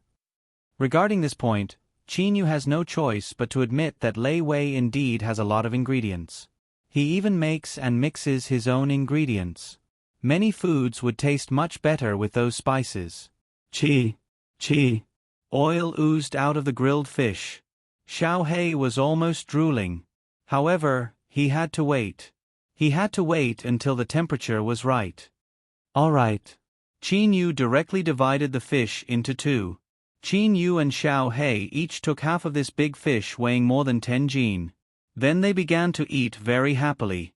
Qin Yu and Xiao Hei ate such a big fish, but their stomachs did not change at all. Suddenly, pang! The boat shook violently. What's going on? Qin Yu immediately makes a sweep with his holy sense, then bursts out laughing. These sharks unexpectedly want to break through my ship. Too bad. My ship is very hard. Because it has been set up with defensive spells, these sharks cannot break through it. Qin Yu suddenly laughed, but if you hit my boat, you'll have to pay interest. Qin Yu flew out of the cabin like a rock spreading its wings. With a tap of his foot on the deck, he fell into the sea. There were dozens of sharks outside the boat. Qin Yu immediately chose one of the leading sharks, jumped onto the shark, and grabbed its fin. That shark felt that someone was sitting on its body. It immediately began to move wildly, diving into the sea for a while, then jumping up against the waves. Behave yourself. Qin Yu exerted force with his legs, squeezing the shark, causing it to cry out in pain. At the same time, Qin Yu's stellar energy poured into the shark's body. Sensing how powerful Qin Yu was, the shark immediately stopped making trouble. That's more like it. Move forward. Qin Yu sat on the leading shark. The group of sharks followed behind him. Xiao Hei also controlled the boat to follow. Under Qin Yu's control, the group of sharks continued to move towards the south. Xiao Hei began to catch fish. After all, grilled fish was very delicious.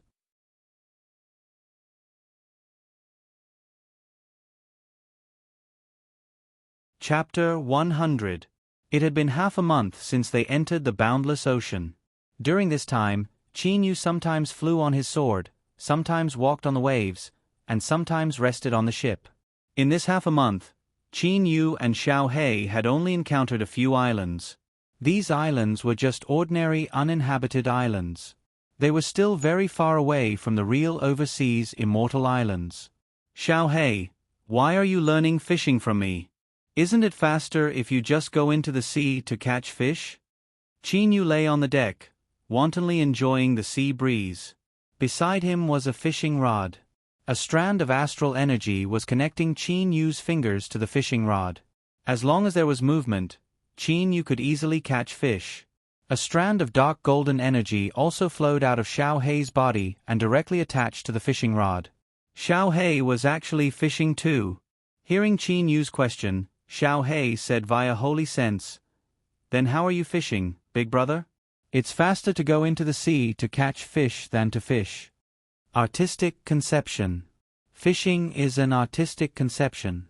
Artistic conception, do you understand? Qin Yu said with a smile. Xiao Hei said via holy sense, artistic conception. Fishing is an artistic conception. Ha, it's so simple. Who doesn't understand this principle? Can't you see that I'm also enjoying the artistic conception? Xiao Hei even proudly flapped his wings. Qin Yu was speechless. After a while, what bullshit tea artistic conception? I haven't caught a single fish yet. Xiao Hei was impatient. He directly threw the fishing rod into the cabin. Then, with a shake of his wings, he directly pierced into the sea like a sword leaving a bow. After a while, Xiao Hei's 2 sharp claws flew up to the deck with a fish in each hand. Xiao Hei said proudly, "Big brother, take your time to enjoy the artistic conception. I'm going to grill the fish." Xiao Hei was very smart.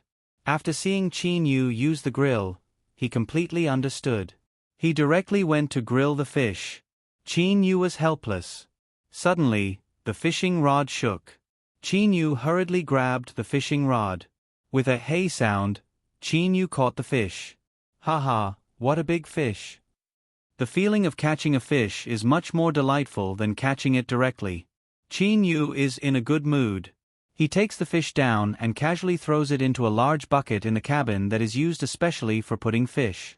Xiao Hei looked at the fish and then at Qin Yu. Why can't I catch a fish? Xiao Hei feels very helpless in his heart. Of course, he will not tell Qin Yu what he is thinking. Instead, he pretends to be disdainful. You just caught a fish, what's there to be proud of? How can you catch up with me? When Qin Yu heard Xiao Hei's spiritual sense transmission, he couldn't help but be stunned. Xiao Hei, I'm not proud. Are you jealous? Fortunately, he could chat with Xiao Hei. Otherwise, Qin Yu could only use cultivation to pass the time. On this day, Qin Yu and Xiao Hei had just enjoyed a sumptuous dinner. Then, one man and one eagle prepared to cultivate and rest in the cabin. The sky was dark. The sea in the darkness was terrible.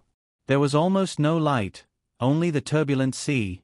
However, to Qin Yu and Xiao Hei, the surging waves of the ocean are not dangerous at all. To them, walking on the waves is very simple. Even traveling through the void was an easy task, let alone these things. The cabin was very quiet. Qin Yu and Xiao Hei slowly cultivated. Qin Yu's body was surrounded by a faint silver illusory nebula. Xiao Hei's body surface was covered with lightning. Suddenly, Qin Yu's ears twitched. He immediately opened his eyes and jumped out of the cabin onto the deck. Qin Yu stared at the distant south and couldn't help but be surprised. God, so high and so big. Big brother, what happened? Xiao Hei also came out of the cabin. Looking to the south, Xiao Hei was also stunned. He saw that the south's huge waves were hundreds of meters high. They were like thousands of soldiers and horses rushing toward the north. Behind the huge waves was a terrible hurricane. The hurricane's range was very large. At least, Qin Yu could see that there were hurricanes in the south for hundreds of miles. Big brother, do you want to ride the waves for fun? Xiao Hei said through his holy sense. Qin Yu looked at the huge waves in the distance. He couldn't help but feel his heart beat faster. He said heroically, "Okay. But let's put away the ship first. With such huge waves, It'll be hard to find the ship if it gets washed away. Qin Yu directly put the ship into his interspatial ring. Oh, it's time to surf. Xiao Hei's wings shook, and he directly broke through the air. Staying close to the surface of the sea, he charged towards the huge waves. Xiao Hei's unfolded wings were like chopping knives, directly cutting into the huge waves. It was very wantonly. Xiao Hei, wait for me. Qin Yu also stepped on the waves, directly charging towards the boundless waves. Wave after wave of huge waves continued to move northward. Finally, they collided with Qin Yu. With a bang, Qin Yu smashed through a huge wave directly. However, the second huge wave was immediately followed by a huge wave. A huge wave over 100 meters high came crashing down. The rumbling sound was deafening. Qin Yu only heard the rumbling sound, but Xiao Hei's holy sense clearly rang out in Qin Yu's mind. Big brother, you're too slow. Hurry up and come to me. Kid, don't be so arrogant. Qin Yu's entire body sometimes moved like lightning, sometimes like a floating leaf floating on top of the waves, and sometimes like a sea god standing on top of the waves. Qin Yu wantonly played around. After an unknown period of time, Qin Yu and Xiao Hei moved southward, while the waves moved northward. Qin Yu and Xiao Hei completely entered the huge waves. However, Qin Yu stared blankly towards the south. Good heavens! Qin Yu finally knew what had caused these huge waves. Although those hurricanes were powerful, they weren't able to shake Qin Yu and Xiao Hei. However, the source of the hurricanes and the waves was something that Qin Yu found hard to resist. Big brother, what's that? Xiao Hei flew over to Qin Yu's side. The man and the hawk both looked towards the south. At this moment, several dozen kilometers to the south, the sky was filled with dark clouds that seemed to be sticking to the surface of the sea. Bolts of lightning were constantly striking down, and an enormous whirlpool was constantly rotating. This enormous whirlpool was constantly absorbing the lightning between the heavens and the earth, while also creating an enormous tornado above it. That tornado was so large that it caused hurricanes to spread for hundreds of kilometers. Qin Yu was only a distance away, but he was certain that the spinning power of that tornado was not something that he could resist at all. Big brother, what should we do? Xiao Hei seemed to be unsure as well. The man and the hawk were standing on the top of the waves, looking at the terrifying whirlpool and tornado in the distance. Qin Yu opened his mouth and said, "Well, I like excitement, but I don't want to be treated as a toy by this tornado. Once we're sucked into it, we'll definitely get dizzy and get sucked into that whirlpool. That whirlpool definitely won't stop. Then we—" Xiao Hei looked at Qin Yu. Qin Yu gave a smile. "Let's go into the water. It's said that the seabed is the territory of demonic beasts. Let's have a good look at it, right?" Xiao Hei naturally had no objection to this. Immediately, the man and the hawk dived into the water. As they went underwater, the water pressure began to slowly increase. Xiao Hei, you're really awesome. It's said that birds aren't suitable to live underwater, but you seem to be completely unaffected. Qin Yu said through holy sense communication. Xiao Hei said, "Big brother, birds aren't suitable to live underwater. That's just an ordinary bird. Birds that have reached the Jindan stage are already zooists, so of course they can go underwater. Moreover, not only am I a Jindan stage demonic beast, I'm also not an ordinary one." After Xiao Hei talked with Qin Yu for a long time, he also knew that he was not an ordinary demonic beast. How can ordinary demonic beasts compare to a demonic beast like him who has overcome the 4 in 9 heavenly tribulation and is still unable to take human form and who also has hereditary memories? Qin Yu and Xiao Hei both had very strong bodies, so the water pressure had little effect on them. It's really very quiet underwater. Qin Yu and Xiao Hei dived down to a depth of 1 kilometer in one breath. At the moment, it is very quiet at a depth of 1 kilometer. Various colorful fishes are swimming around. They seem not to be afraid of Qin Yu and Xiao Hei at all. They swim past Qin Yu and Xiao Hei. There are also small fishes whose whole bodies are shining. There are many fishes in the sea. Sometimes schools of fishes are densely packed together. However, there are also various other underwater animals here and there. Qin Yu and Xiao He continue to dive down to a depth of 2 kilometers. What a big whale. It should have a lifespan of several hundred years. Qin Yu looks at a huge whale that is over 100 m long swimming in the distance and cannot help being secretly astonished. However, Xiao He next to Qin Yu suddenly becomes excited. Various electric sparks spread out from Xiao He's body. Qin Yu only feels his body shake. It turns out the electric sparks have spread to Qin Yu's side. Xiao He, what are you doing? Qin Yu looks doubtfully at the moment at Xiao He. Xiao He, however, says excitedly via holy sense communication, "Big brother, this whale's life essence is so abundant. There's a way to devour blood in my hereditary memories." 9 electric sparks shoot out from Xiao He's body, attaching themselves to different parts of the huge whale's body.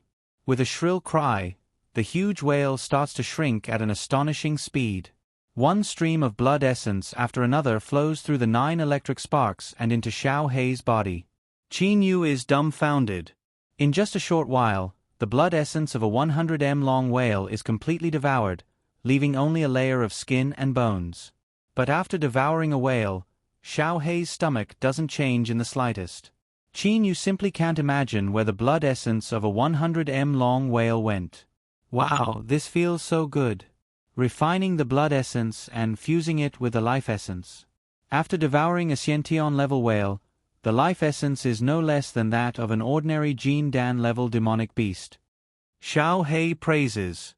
Qin Yu is speechless. Xiao He, how can you fit such a huge whale into your stomach? Qin Yu looks at Xiao He. Xiao He says, "Big brother, I didn't eat it.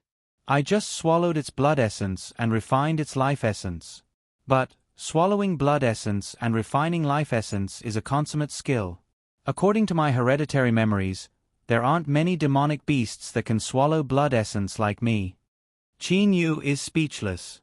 What do you mean not many demonic beasts can do? The Shojin secret books that Qin Yu has read all talk about demonic beasts. They only talk about demonic beasts being able to swallow Jin Dan Yuanying, but never about them being able to swallow blood essence. Big brother, do you want to learn? If you want to learn, I can teach you. Xiao He says to Qin Yu. Qin Yu is startled. Haha, I'm just kidding. My method of swallowing blood essence is only suitable for myself. I can only use my dark lightning. Xiao He says through his holy sense. Swallowing the blood essence of other demonic beasts is not something that ordinary demonic beasts can do. Only some special demonic beasts would have such a unique skill. For example, the divine beast Hong Wan doesn't have such a unique skill. But this doesn't mean that Xiao He is more powerful than Hong Wan. For example, although the red blood python isn't a divine beast, it can still swallow blood essence. Having such a unique skill can only mean that Xiao He is special. Well, let's continue diving. We haven't found any powerful demonic beasts yet. Qin Yu says with a smile. Then Qin Yu and Xiao He continue diving. On the way down, Xiao He swallows 3 huge pieces of meat in one breath. After swallowing 3, Xiao He doesn't swallow any more. This is already his limit. He has to go back and digest it properly. After diving down 3 to 4 kilometers, Qin Yu finally finds the first Jin Dan stage demonic beast. It is a cyan-shelled turtle. When the cyan-shelled turtle sees Qin Yu and Xiao He, it seems to be frightened. It immediately turns into its human form and slips away. Qin Yu and Xiao He stares dumbfoundedly at the cyan-shelled turtle slipping away. Big brother, what's going on? Why did it slip away? We haven't killed it yet. Xiao He is puzzled. Just a moment ago, he was talking to the turtle through his spiritual sense in a friendly manner. Qin Yu also shakes his head. Qin Yu and Xiao He dives to a depth of nearly 5 kilometers. At this depth, there are more demonic beasts. Sometimes, they see a demonic beast pass by. However, the weaker demonic beasts notice Xiao He and Qin Yu and immediately slip away. The strangest thing is that the weaker demonic beasts don't run away when they encounter other stronger demonic beasts. It seems, the weaker demonic beasts are afraid of Qin Yu and Xiao He. Strange, very strange. Hee, I don't know where these two guys came from. It seems that they don't know the rules at all. I bet they won't live for more than half a day. A late-stage Jin Dan demonic beast says to another demonic beast in the distance. At this moment, these two demonic beasts have turned into human form. The two demonic beasts don't avoid Qin Yu and Xiao He. Their spiritual sense transmissions even resound in the minds of Qin Yu and Xiao He. Half a day? Two outsiders. I bet they will die in an hour. Another humanoid demonic beast says disdainfully. Qin Yu and Xiao He look at each other, but they feel a wave of unfamiliarity. What is going on? Everyone else scram. These two guys are mine. Suddenly, a huge spiritual sense covers the surrounding area. The spiritual sense transmissions resound in the minds of all the demonic beasts, including Qin Yu and Xiao He. The several humanoid demonic beasts immediately retreat. Not good. Qin Yu's spiritual sense realizes that something is wrong, but it is too late. In just a moment, more than 10 huge green octopuses surround them from all directions. Qin Yu and Xiao He have no place to escape. These green octopuses have already reached the Jin Dan stage. Ha ha. The sound from before resounds again, and a huge red octopus appears. This octopus is 4 to 5 times larger than the other octopuses. Its aura is also much more terrifying. Its 8 tentacles are like a flood dragon, very frightening.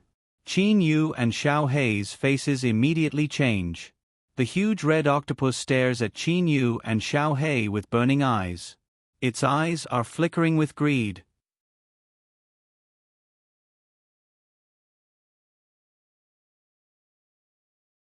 Chapter 101. Qin Yu and Xiao He's expressions became very unsightly. At this moment, there were a total of 16 green octopuses surrounding Qin Yu and Xiao He. Among them, 12 green octopuses formed a formation. Streams of demonic elemental energy were like an inescapable net, completely surrounding Qin Yu and Xiao He in the center. 12 gates inescapable net formation. Qin Yu's heart turned cold. The 12 gates inescapable net formation was not a profound formation, but it was set up by 12 Jin Dan stage octopuses. The octopuses themselves were very large and generally had a lot of demonic elemental energy. Although they were all Jin Dan stage, they were much more powerful than ordinary demonic beasts. 12 of them working together, even if the formation's power did not increase, it was still the strength of 12 Jin Dan stage cultivators. How could Qin Yu and Xiao He break through it? Not to mention that the formation also had an amplifying effect. Don't tell me we'll fall here as soon as we leave home.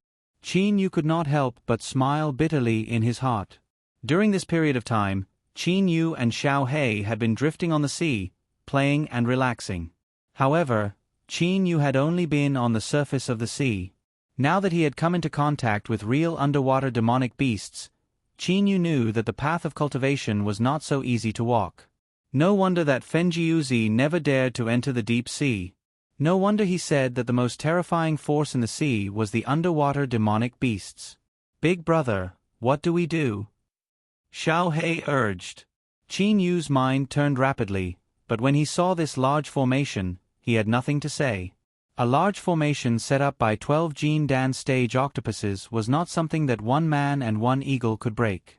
Qin Yu's heart was ruthless. No matter who it is, if they want to deal with me, I won't let them have an easy time. Although Qin Yu treated his friend sincerely, don't forget that he used to be an assassin. Qin Yu's heart wouldn't be soft. Big brother, out of the 16 Jin Dan stage demonic beasts, the 4 that didn't set up the formation are late Jin Dan stage, and the most terrifying red octopus should be in the Yuanying stage. Xiao He's voice also became cold, without the usual playfulness. You can't escape. Prepare to fight. The power of the muscles in the depths of Qin Yu's entire body seems to be slowly awakening. No matter what, he has to go all out. He is not a coward who will let others take advantage of him. The flaming sword and the flaming gloves are also his most powerful weapons. One man and one eagle locked their spiritual senses on the people around them. They didn't dare to relax in the slightest and were ready to attack at any time. The two brothers, one man and one eagle, felt a sense of crisis. The crisis of death. 12 Gene Dan stage octopuses had set up the 12 Gates inescapable trap formation. Outside the formation were 4 late Gene Dan stage demonic beasts, and at the same time, a red octopus of the Yuanying stage. That berserk aura was constantly being emitted. The red octopus suddenly turned its body and turned into a human. Its entire body was 2 meters tall, but its body was draped in a red robe. The red robe was very large, as if it had wrapped its entire body. This red octopus in human form had a trace of a smile on its face. Its greedy gaze swept over Xiao Hei, and it suddenly laughed. "Haha, a Gene Dan stage bird actually ran to the bottom of the sea. You really are looking for death. Birds in the bottom of the sea are much weaker.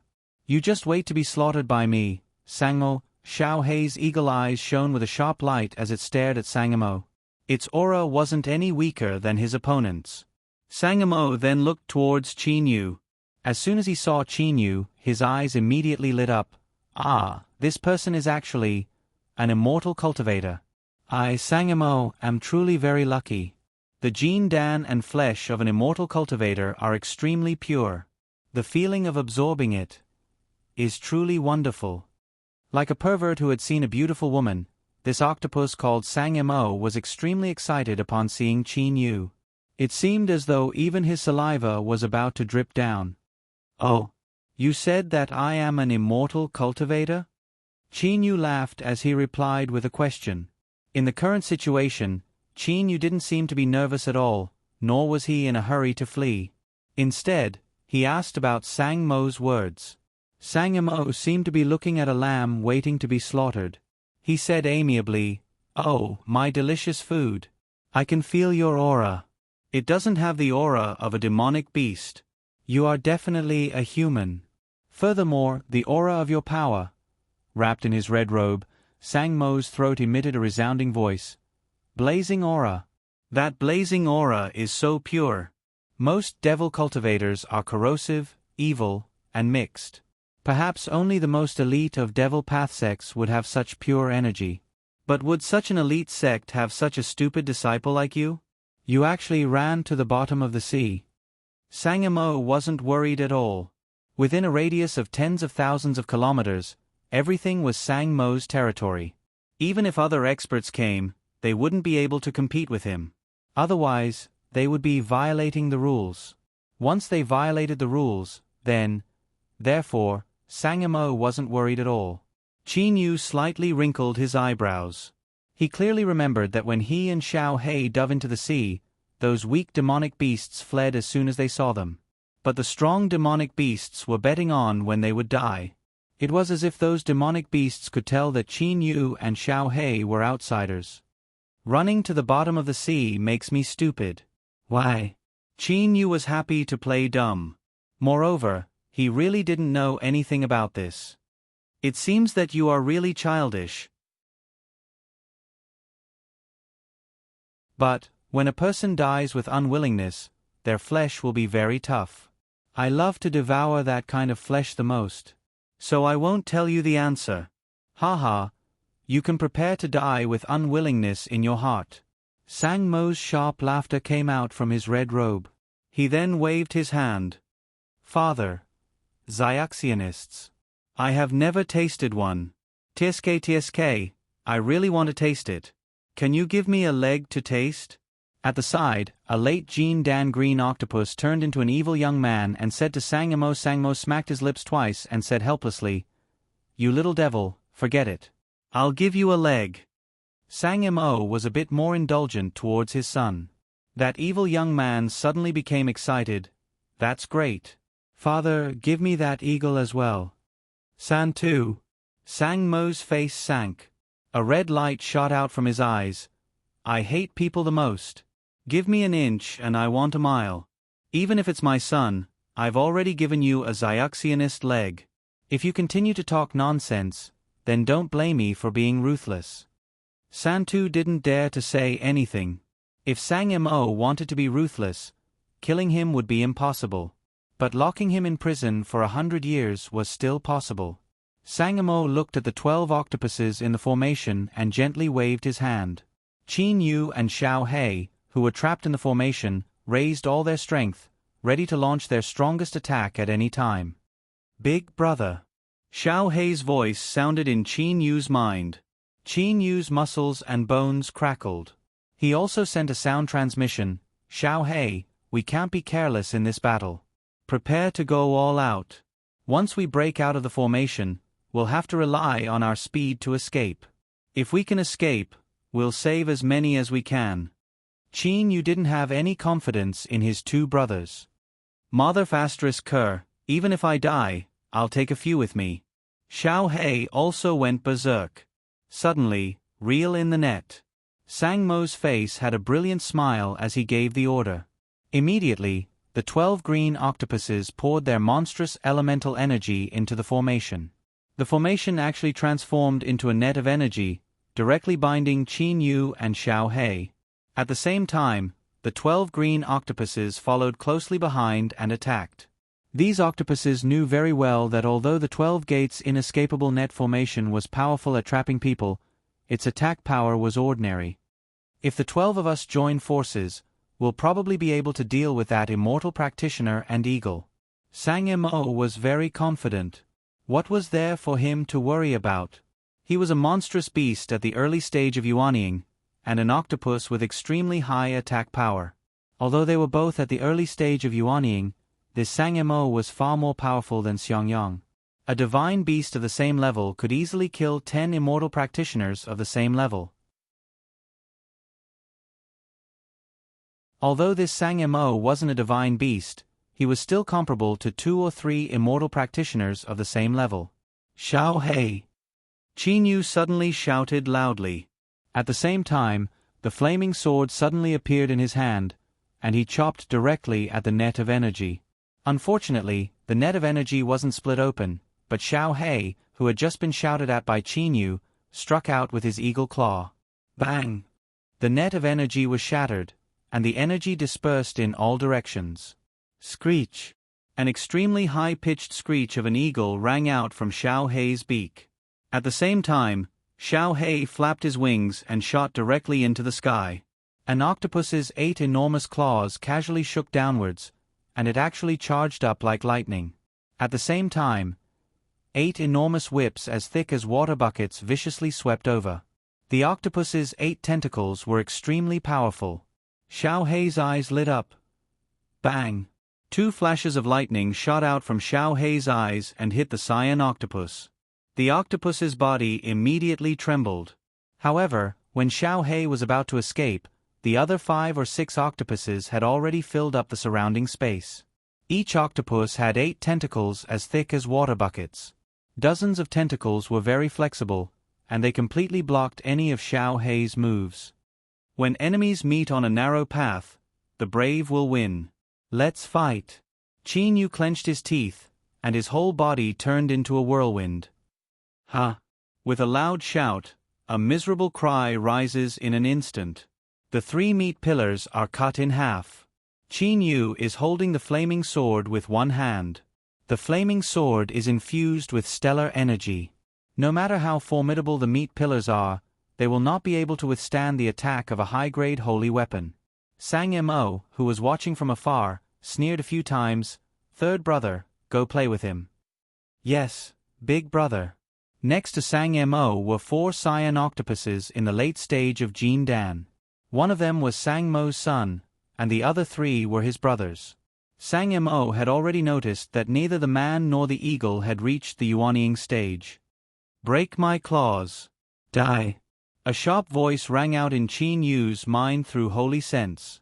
The octopus whose tentacles were cut off by Qin Yu just now waved the other 5 tentacles madly. At the same time, a black stream of air suddenly rushed out, covering hundreds of meters in an instant. It's poisonous. Qin Yu immediately held his breath, but the black poisonous gas unexpectedly penetrated into his body through his pores. In just a moment, Qin Yu felt numbness in the parts of his body that were penetrated by the poisonous gas. Qin Yu immediately mobilized the power of the stars to completely block the poisonous gas. Bang! Qin Yu was busy blocking the poisonous gas, but at the same time, a terrifyingly powerful force smashed into Qin Yu's waist. Qin Yu couldn't help but fly backwards. At the same time, several tentacles smashed onto Qin Yu's body. Qin Yu didn't even have time to adjust. Qin Yu was smashed around like a sandbag. Qin Yu's earth-flaming gloves fiercely grabbed at a tentacle and directly tore it apart. Qin Yu borrowed the force of the collision and dodged to the side in exchange for a moment of silence. Blood seeped out of his mouth. Qin Yu spat out the blood in his mouth, his eyes flashing with a cold light. Mothef ****, a bunch of 8 tentacle bastards. Qin Yu's body was very tough. It was refined to the point where it was comparable to a spirit artifact. In addition, the clothes on his body also reduced the majority of the attack power. Qin Yu didn't suffer any serious injuries. At this moment, Xiao Hei was also surrounded by 6 or 7 8-tentacle octopuses. The number of 8-tentacle octopuses around Qin Yu also increased. Those tentacles were constantly lashing out, and there were even demonic elemental energy flowing on the tentacles. There are too many claws. Qin Yu swayed his body and dodged an attack. However, immediately after, 6 or 7 tentacles smashed towards him. That terrifying demonic elemental energy was also constantly surging and bombarding. Qin Yu was like a small fish in a fish net. Qin Yu's spiritual sense was completely spread out. Qin Yu was completely in control of the overall situation. At this moment, Xiao Hei was also in a very difficult situation. His lightning could at most paralyze these demonic beasts for a while, and his thunder fire could kill a demonic beast. However, how many thunder fire could he release? Even if he had other unique skills, they were all desperate unique skills. That Yuanying demonic beast hasn't made a move yet. If I don't fight, I won't even have the chance to escape. The corner of Qin Yu's eyes trembled slightly. His eyes began to turn red. In just a moment, the power in his body reached the peak. Xiao Hei, prepare for the passing lightning flash. Qin Yu's voice suddenly sounded in Xiao Hei's mind. Xiao Hei heard it and transmitted a message. Big brother, I'm surrounded by dozens of tentacles. How can I use the passing lightning flash? Xiao Hei was also very distressed. However, just as he finished speaking, a shocking scene occurred. Boom! When Xiao Hei saw this scene, he completely understood. Qin Yu was using the star field. The rapidly flowing star force formed a huge nebula around Qin Yu's body. Qin Yu's speed suddenly increased by almost 10 times. Break, break, break. Qin Yu was like a flash of lightning. He didn't attack Sang Mo at all. Instead, he rushed towards Xiao Hei. Qin Yu's flaming sword wildly cut down the tentacles blocking his way, completely ignoring the tentacles that smashed into his body. Even though the tentacles were cut and blood spurted out, they still couldn't block Qin Yu's gaze. Qin Yu stared at Xiao Hei and shouted angrily, "Xiao Hei, run!" Because of Qin Yu's actions, the 10-odd octopuses that were originally in a mess are now completely confused. Xiao Hei immediately wakes up and uses the passing lightning flashing 9 times, wanting to rush up into the sky extremely fast. Qin Yu was also about to fly on his sword and escape at top speed. Suddenly, bang! A thick column of flesh directly hits Qin Yu's body. That terrifying power is much stronger than the previous strikes. Qin Yu's entire body shakes as if he has been electrocuted. Blood unexpectedly sprays out from his mouth like water. Big brother! Xiao Hei's wings flapped and he actually flew back.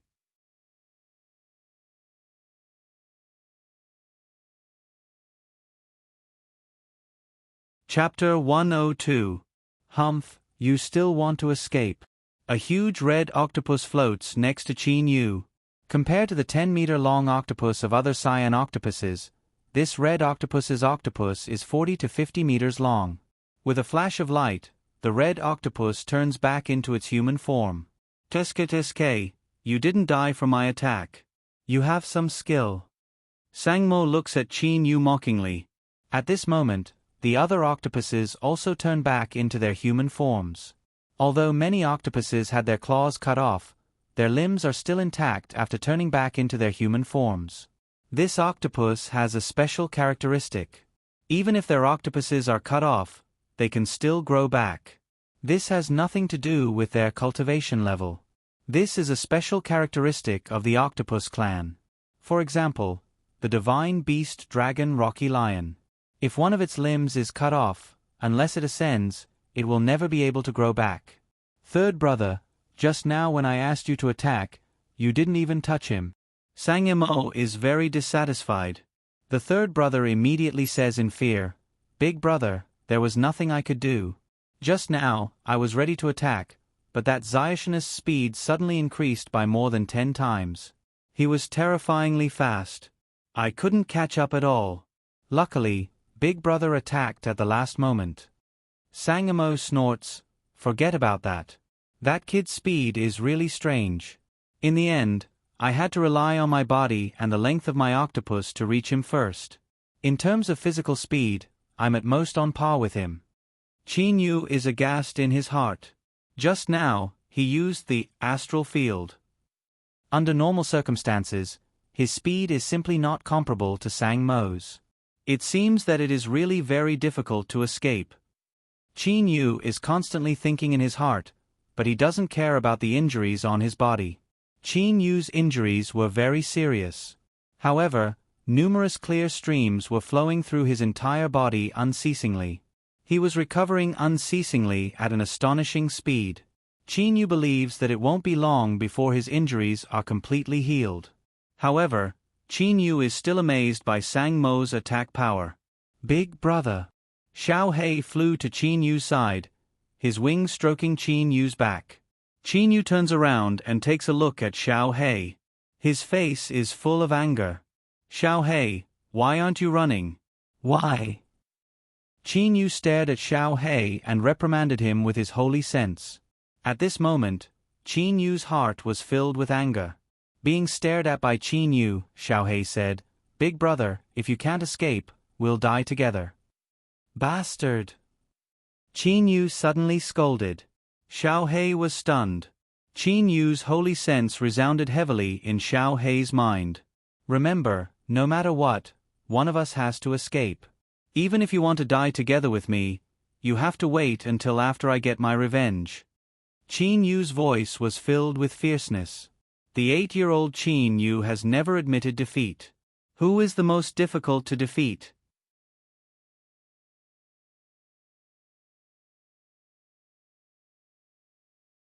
Big brother, don't worry.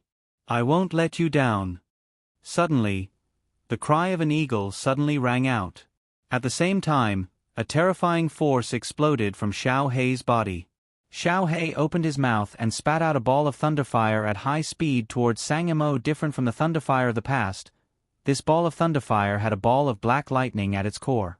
Little trick. Sangmo disdainfully waves his sleeve. A red ribbon flies out from his sleeve and directly whips at Xiao Hei's thunder flame. However, that thunder flame unexpectedly blazes brightly all of a sudden and burns the ribbon to nothingness in just an instant. Sangmo's face changed. Big brother, run quickly. Xiao Hei's voice rang out in Qin Yu's mind. Qin Yu's face changed. Xiao Hei had actually acted faster than him. Unfortunately, he knew that Xiao Hei's plan was really too simple, so simple that it was virtually impossible to succeed. But Qin Yu wouldn't let Xiao Hei's scheme go to waste. Swish! Qin Yu stood on his flying sword, flying towards the south at high speed. You want to run? 2 late-stage Jin Dan octopuses brandished their 16 tentacles, blocking in front of Qin Yu. But on the other side, 2 late-stage Jin Dan octopuses were completely prepared as well, blocking Qin Yu's path. Compared to eagles, these octopuses preferred to eat the flesh of immortal practitioners. What's more, Qin Yu had just chopped off quite a few of their tentacles. These octopuses hated Qin Yu far more than they hated Xiao Hei. At the same time, Xiao Hei's thunderfire shot towards Sangmo's eyes. Sang Mo utters a roar all of a sudden and turns into a huge red octopus. Various golden rays of light are unexpectedly flickering on his nearly 40 to 50 m long tentacles. If one takes a careful look, one can see that the surface of the tentacles is covered in some kind of armor similar to a holy weapon. Boom! Containing a powerful and terrifying demonic elemental energy, that tentacle ruthlessly whipped the ball of thunderfire. The thunderfire broke apart with a loud bang, but that dark black lightning unexpectedly flowed onto the surface of the tentacle like liquid. Chi-Chi! That spirit-type armor was corroded in just a short while. Sang Mo immediately felt waves of intense pain. He immediately controlled the demonic elemental energy in his body to resist that strange dark black lightning with a strong corrosive effect. Don't even think about running away. A low and deep voice containing extreme anger resounded in the minds of Qin Yu and Xiao He. 840-50 meter long tentacles were like huge pythons, completely surrounding Xiao He. Berserk power was surging between each tentacle. Big brother. Xiao He looked at the 8 tentacles surrounding him, and then looked at Qin Yu surrounded by 4 late-stage Jin Dan octopuses. He was speechless. Qin Yu's eyes flashed with a trace of a smile, although it was only a flash. However, Xiao He was very sure that he did see a trace of a smile in Qin Yu's eyes. That was the smile of a successful plan. Xiao He couldn't help but stare blankly in his heart. Humph! You actually dared to break my mid-grade spirit-type armor. I will skin you alive, then suck your blood essence, and scatter your soul. Sang Mo's low and deep voice resounded in the minds of Qin Yu and Xiao He. Xiao He carefully analyzes the difference in power between itself and Sang Mo. In the end, he discovers that even if he were to go all out and use his special skill, he would still not be able to defeat this early Yuanying stage demonic beast in front of him, who is 3 times more powerful than Xiangyang. But at this moment, Qin Yu was, very good, this is the moment. Qin Yu's mouth had a trace of a sneer. His spiritual sense was completely focused on that San Tu, Sang Mo's son. At this moment, San Tu seemed to be concerned about his father, and unexpectedly turned his head to look. The moment he turned his head to look, Lu Xing's strike. Qin Yu's entire body began to spin. Holding the flaming sword with both hands, the power of the stars began to revolve in a strange trajectory. In just an instant, Qin Yu's entire body turned into a sharp cone, and the tip of the cone was the flaming sword. San Tu. One of the late-stage Jin Dan octopuses discovered Qin Yu, but with Qin Yu's speed, he simply couldn't stop him in time. He only had time to transmit his spiritual sense to every demonic beast present. The others also discovered it. San Tu. When Sang Mo looked over, he only saw an illusory, star-colored cone spinning and directly breaking open the head of his son, Sang Pu's true body. Then, with a wisp of golden light, it shot directly towards the south. Sang Mo was very clear about that wisp of golden light. It was none other than Jin Dan. Whose Jin Dan was it? Bang! Santa's body fell to the ground with a loud bang. Caught off guard, he was killed by Qin Yu's all-out strike. In fact, even if he had been prepared, he still wouldn't have been able to block Qin Yu's all-out strike. Demonic beasts value their own children more than humans do. Sang Mo was cruel and indifferent, but he was very good to his son. The reason why his son could reach the late-stage Jin Dan and have the same strength as Sang Mo's brothers was that Sang Mo himself killed some demonic beasts and gave the Jin Dan to his son to devour. Ah! A sharp, ear-piercing sound spread out in all directions like ripples. At the same time, Sang Mo's 8 huge tentacles suddenly shook downwards. Immediately, like lightning, they cut through the water and chased after Qin Yu. Xiao He was dumbfounded. Xiao He, hurry up and run. This is your last chance. Don't let me down. Otherwise, even if I die, I won't be able to rest in peace. Qin Yu's voice rang out in Xiao He's mind through his spiritual sense. Xiao He instantly understood. A high-pitched wail came out of Xiao He's eagle mouth. That wail contained extreme pain, unwillingness, resentment, and sadness. However, Xiao He had no other choice. He used the passing lightning flashing 9 times and flew towards the west. At this moment, the other octopuses came to their senses. They wanted to chase after Xiao Hei. But this eagle's speed is actually as frighteningly fast as that immortal practitioner. That late-stage Jin Dan octopus, seeing Xiao Hei's speed, consciously gave up on chasing after him. They were twice as slow as Xiao Hei. Unless their boss, Sang Mo, who had reached the early stage of yuanying, personally chased after him, there was no hope. Are we not going to chase? The third brother looked at the fourth brother and the second brother. The second brother rebuked. What chase? Santu is already dead. Boss is definitely going to go crazy. Why don't we help chase after that immortal practitioner? That eagle is of no importance. If that immortal practitioner really does escape, you guys should prepare to face the wrath of boss. When the third brother and the fourth brother thought of Sang Mo's temper, they immediately trembled. Let's go. The 3 late-stage Jin Dan monstrous beasts also quickly chased towards the south. At this moment, Qin Yu was standing on his flying sword, using the one with the weapon technique. His entire body was like a bolt of lightning, shuttling through the water at an extremely fast speed. But behind him, the furious red octopus, which had just lost its son, flickered its 8 tentacles, almost teleporting. Bang! A tentacle smashed down. Qin Yu's entire body twisted strangely at the last moment, barely dodging this blow.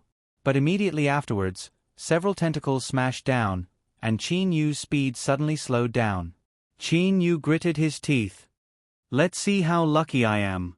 Qin Yu's entire body suddenly turned red, as though it was boiling. A hint of a smile appeared on Qin Yu's face. He knew Xiao Hei's speed very well. Without Sang Mo chasing after him, Xiao Hei would definitely be able to escape. Goodbye, Xiao Hei, Qin Yu said slowly in his heart. Instantly, Qin Yu's entire body turned extremely red. Qin Yu's eyes flashed fiercely, and suddenly, a flame began to burn on Qin Yu's arm.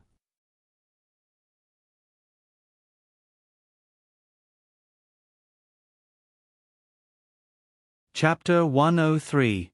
Almost in an instant, Qin Yu's entire body turns into a Lu Xing and flies towards the south extremely fast. Compared to Qin Yu's usual speed when he uses the one with the weapon, he is tens of times, close to 100 times faster.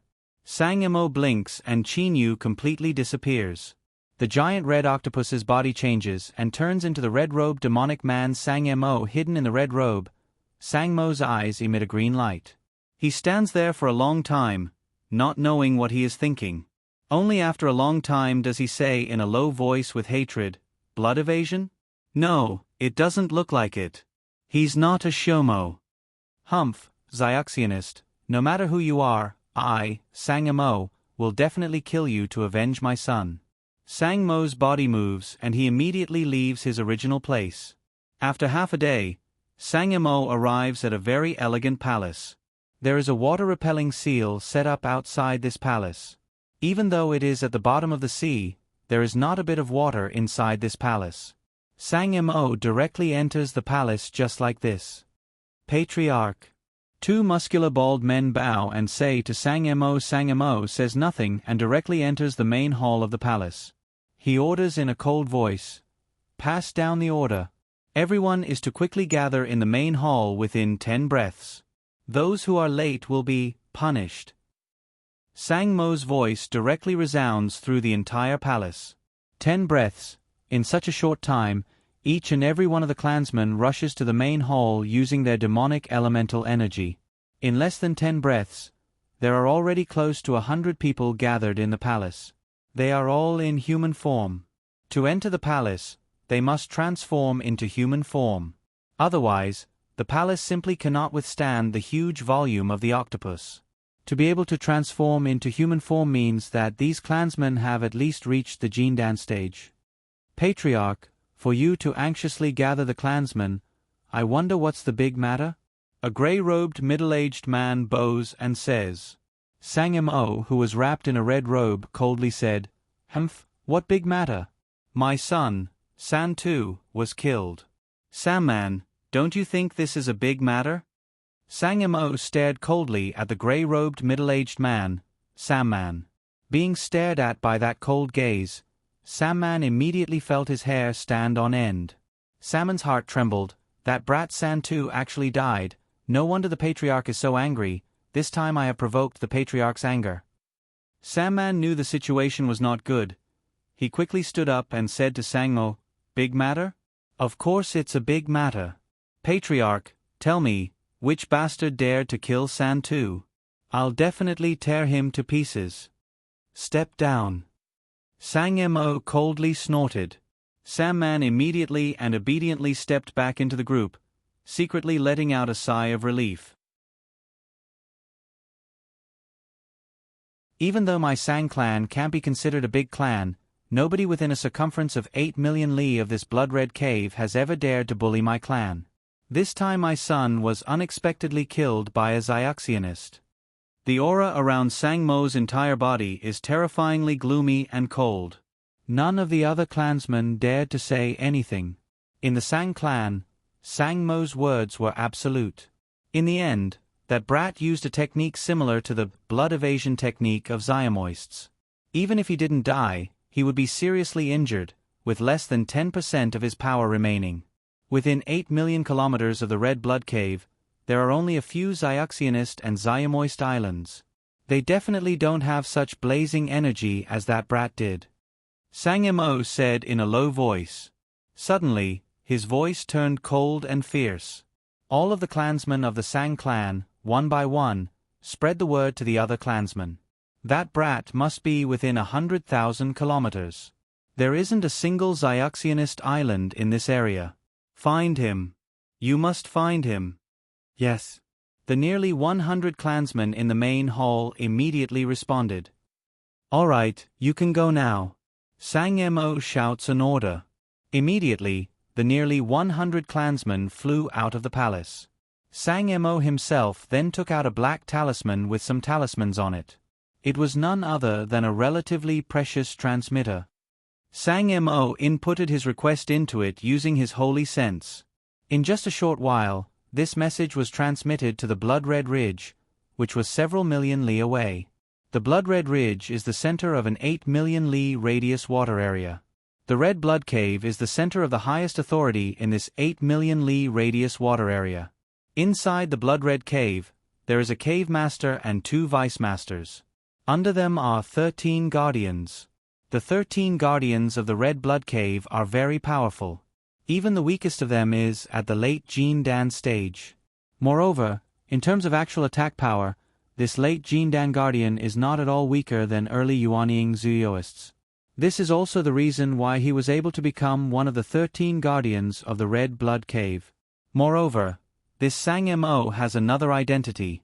He is one of the 13 guardians of the Red Blood Cave. Inside the Blood-Red Cave, Vice Master, Sang-mo Protector has sent a message. He wants to offer a reward. A golden-haired big man who has received the message says to a lean man. This lean man is none other than Shogun, one of the 2 vice masters. The master of the Red Blood Cave is called Shogun. His power is the most terrifying. It is said that he has already reached the Dongshu stage. In addition, his true form is a blood-red aquatic python, which is extraordinarily gifted, so his attack power is extremely strong. Even in the boundless ocean, he can be considered a #1 expert. The 2 vice masters are not very powerful. The reason why they are vice masters is that they are Shogun's younger brothers. The second brother, Chap, has pretty good power. He has reached the middle stage of Yuanying. As for the third brother, Shogun, he is only at the early stage of Yuanying, so his power is similar to that of ordinary guardians. However, because his older brother is Shogun, Shogun can really run amok in the ocean. Oh, offer a reward? Shogun's long and narrow face and his pair of ice-cold eyes make him look like a real python's. Yes, Sang-mo Protector's son was killed by a Xiaxionist.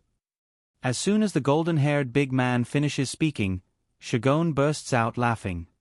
No wonder Sang-mo's precious son was killed. It would be strange if Sang-mo didn't go crazy. Tell me, what treasure did Sang-mo take out? Let's see if it's worth it for me to get involved. The golden-haired big man says. Vice Master, Sangamo Protector took out a middle-grade holy weapon. At the same time, he said that if someone catches that Zyuxionist, he will owe that person a favor. Hearing that it was a middle-grade holy weapon, a hint of disappointment appears on Vice Master Shogun's face. That Sangamo is really stingy. A middle-grade holy weapon and a favor. That's why he offered a reward. Alright, no matter what, Sangamo is also a guardian of our red blood cave. Help him issue a reward in the 8 million li radius area of the ocean. Yes. The golden-haired big man curses in his heart. You're the Vice Master, so of course you don't care about this middle-grade holy weapon. But the reward for catching a Gene Dan stage Zyuxionist who used something similar to the blood evasion technique is already high enough. Of course, the golden-haired big man won't say it out loud. Zuyuoists are inferior to Zyuxionists in forging weapons. A low-grade holy weapon can be easily forged, but a middle-grade holy weapon is much more difficult. Zuyuoists who have middle-grade holy weapons are mostly Yuanying stage Zuyuoists. A middle-grade holy weapon and a favor from Sangamo is one of the 13 guardians, so a favor from him is very useful. Perhaps as soon as this reward is issued, a large group of Gene Dan stage Zuyuoists will definitely set out. The target is really too weak. He used something similar to the blood evasion technique, so his elemental energy will definitely be greatly damaged. It'll be pretty good if he has 30% of his power left. The golden-haired big man shakes his head with a smile, then goes out to issue the reward. Vice Master Shogun then goes back to his own residence. He says indignantly, Sangamo is really stingy. He's actually reluctant to take out that high-grade holy weapon Thunder Hammer. This Shogun has been coveting Sangmo's precious Thunder Hammer for a long time. Unfortunately, his big brother Shogun has given an order that his subordinates are absolutely not allowed to attack each other. After the reward is issued, various Zuyuoists in the 8 million li radius area of the ocean under the control of the Red Blood Cave start to come out. Occasionally, even Yuanying stage experts come out. The description of Qin Yu in the reward is very clear. Everybody who has received the news has judged that this Zyuxionist who has extremely hot and pure energy should be within 100,000 li of the ocean near the Qianlong continent. After all, even if it's a desperate escape technique like the blood evasion technique, the distance won't be too far apart. Therefore, the experts within this 100,000 li radius area of the ocean are frequently dispatched. The further away they are from this area, the fewer Zuyuoists come out. And the most enthusiastic and concerned people about this matter are naturally the members of the Sang clan, an octopus clan. Ah! A severe pain comes from his left arm. Qin Yu's entire body turns into a Lu Xing and flies towards the south extremely fast non-stop. This escape technique is none other than the special escape technique of the Stellar Transformations technique, Lu Xing's escape technique. Just like Lu Xing, he is burning himself in exchange for the fastest speed. King Lu Xing's escape technique, this feeling is really unbearable. Qin Yu clenches his teeth and makes noises. His whole body is red as if flames are going to come out of his body. The essence blood in the muscles of his arm is being burned unceasingly. Normally, such severe pain should have made him pass out long ago. After all, the pain of burning one's own flesh and blood like this is far beyond the limit of an ordinary person. However, Qin Yu's mind has been trained since he was a child, so it is too tough. Moreover, his soul is also very tough because it has been nourished by Lu Xing's tear. Therefore, Qin Yu unexpectedly doesn't pass out in such severe pain. But not passing out makes the pain even more painful. When he is sober, Qin Yu sees himself flying extremely fast towards the south. Only when more than half of the skin and flesh on his left arm, including the upper half of his body, has been burned does Qin Yu stop. It's at least several tens of thousands li away.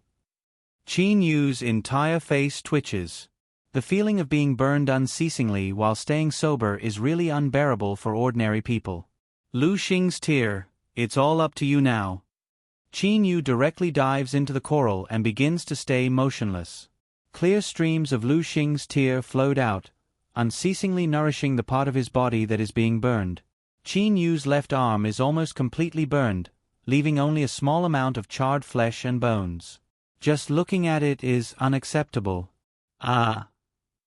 Qin Yu's entire body trembles unceasingly.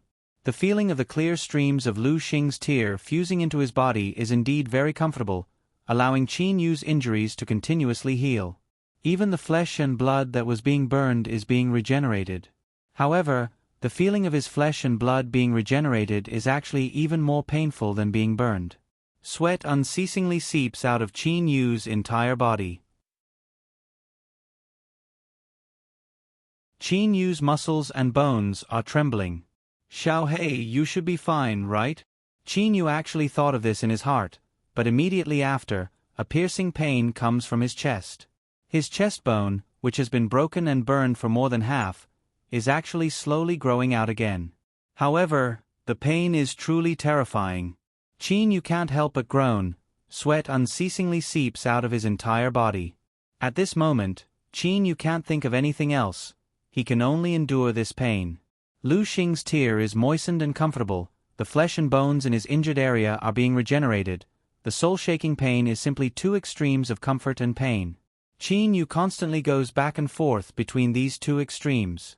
However, for Lu Xing's tear, the recovery of flesh and bones is much easier than the recovery of internal organs. In just 2 days, the originally terrifying scars have been mostly healed. Qin Yu's left arm is actually 80% recovered. His flesh and bones are being regenerated. Lu Xing's tear really didn't disappoint me. Qin Yu let Xiaohei escape first because he bet on the miraculous effects of his Lu Xing's tear. However, even Qin Yu doesn't dare to be sure that this Lu Xing's tear can regenerate limbs. After all, being able to heal the heart doesn't mean that it can regenerate limbs. For Xiaohei, Qin Yu gambled, and this time, he won the bet. Good. Now my injuries are mostly healed. Qin Yu tries hard to sit up cross-legged. Immediately, some of the parts of his body that were previously stuttering start to bleed. Qin Yu hisses in pain, but Qin Yu still sits up and uses his uninjured right hand to take out a Jin Dan. Santu's Jin Dan. At this moment, strength is the most important thing. Let me refine this Jin Dan first. Qin Yu doesn't care that his injuries haven't completely healed. He immediately stimulates the nebula in his body, forming a nebula around his body, and begins to refine this Jin Dan. Qin Yu's refining method requires the energy to flow from the nebula outside his body, through his muscles and bones, and into the nebula within his dantian. However, at this moment, Qin Yu's body is still in a heavily injured state. When the power of the stars and the essence of the Jin Dan seeps through his muscles, bones, and meridians, Qin Yu's entire body can't help but tremble slightly. The pain is truly unbearable. Even when he was young, Qin Yu has never been in such pain before. However, Qin Yu understands that he has to endure. He has to save time and do his best to increase his strength. The boundless sea is a place he is not familiar with. In this unfamiliar place, Qin Yu first needs to increase his strength, and then he needs to know everything about the sea. Furthermore, that Sang Mo definitely won't let him off. Sang Mo should be focusing most of his attention on me. Xiaohei should be safe. Qin Yu thinks to himself. However, pain that goes deep into his muscles and bones is still coming from every part of his body. Sang Tu's Jindan is also being refined and absorbed non-stop. In a gloomy underwater cave, there are only 2 green lights. Those are the lights of eyes. It is Xiaohei, who was relying on Qin Yu to escape. Xiaohei's body is constantly flashing with black lightning. After a long time, a golden stream of energy floated out from Xiaohei's body. Big brother, you have to hold on. You have to wait for me. Xiaohei and Qin Yu have a special telepathic connection. He can feel that Qin Yu is still alive, but he also knows that with Sang Mo chasing after him, Qin Yu is also in imminent danger. Thus, Xiaohei chooses the forbidden technique in his inherited memories. A low, mournful cry comes from Xiaohei's throat. His entire body is constantly undergoing earth-shaking changes. Big brother, wait for me. You're tuning in to the Narrate and Escape YouTube channel. Don't forget to subscribe and join us on this journey to catch the most captivating stories.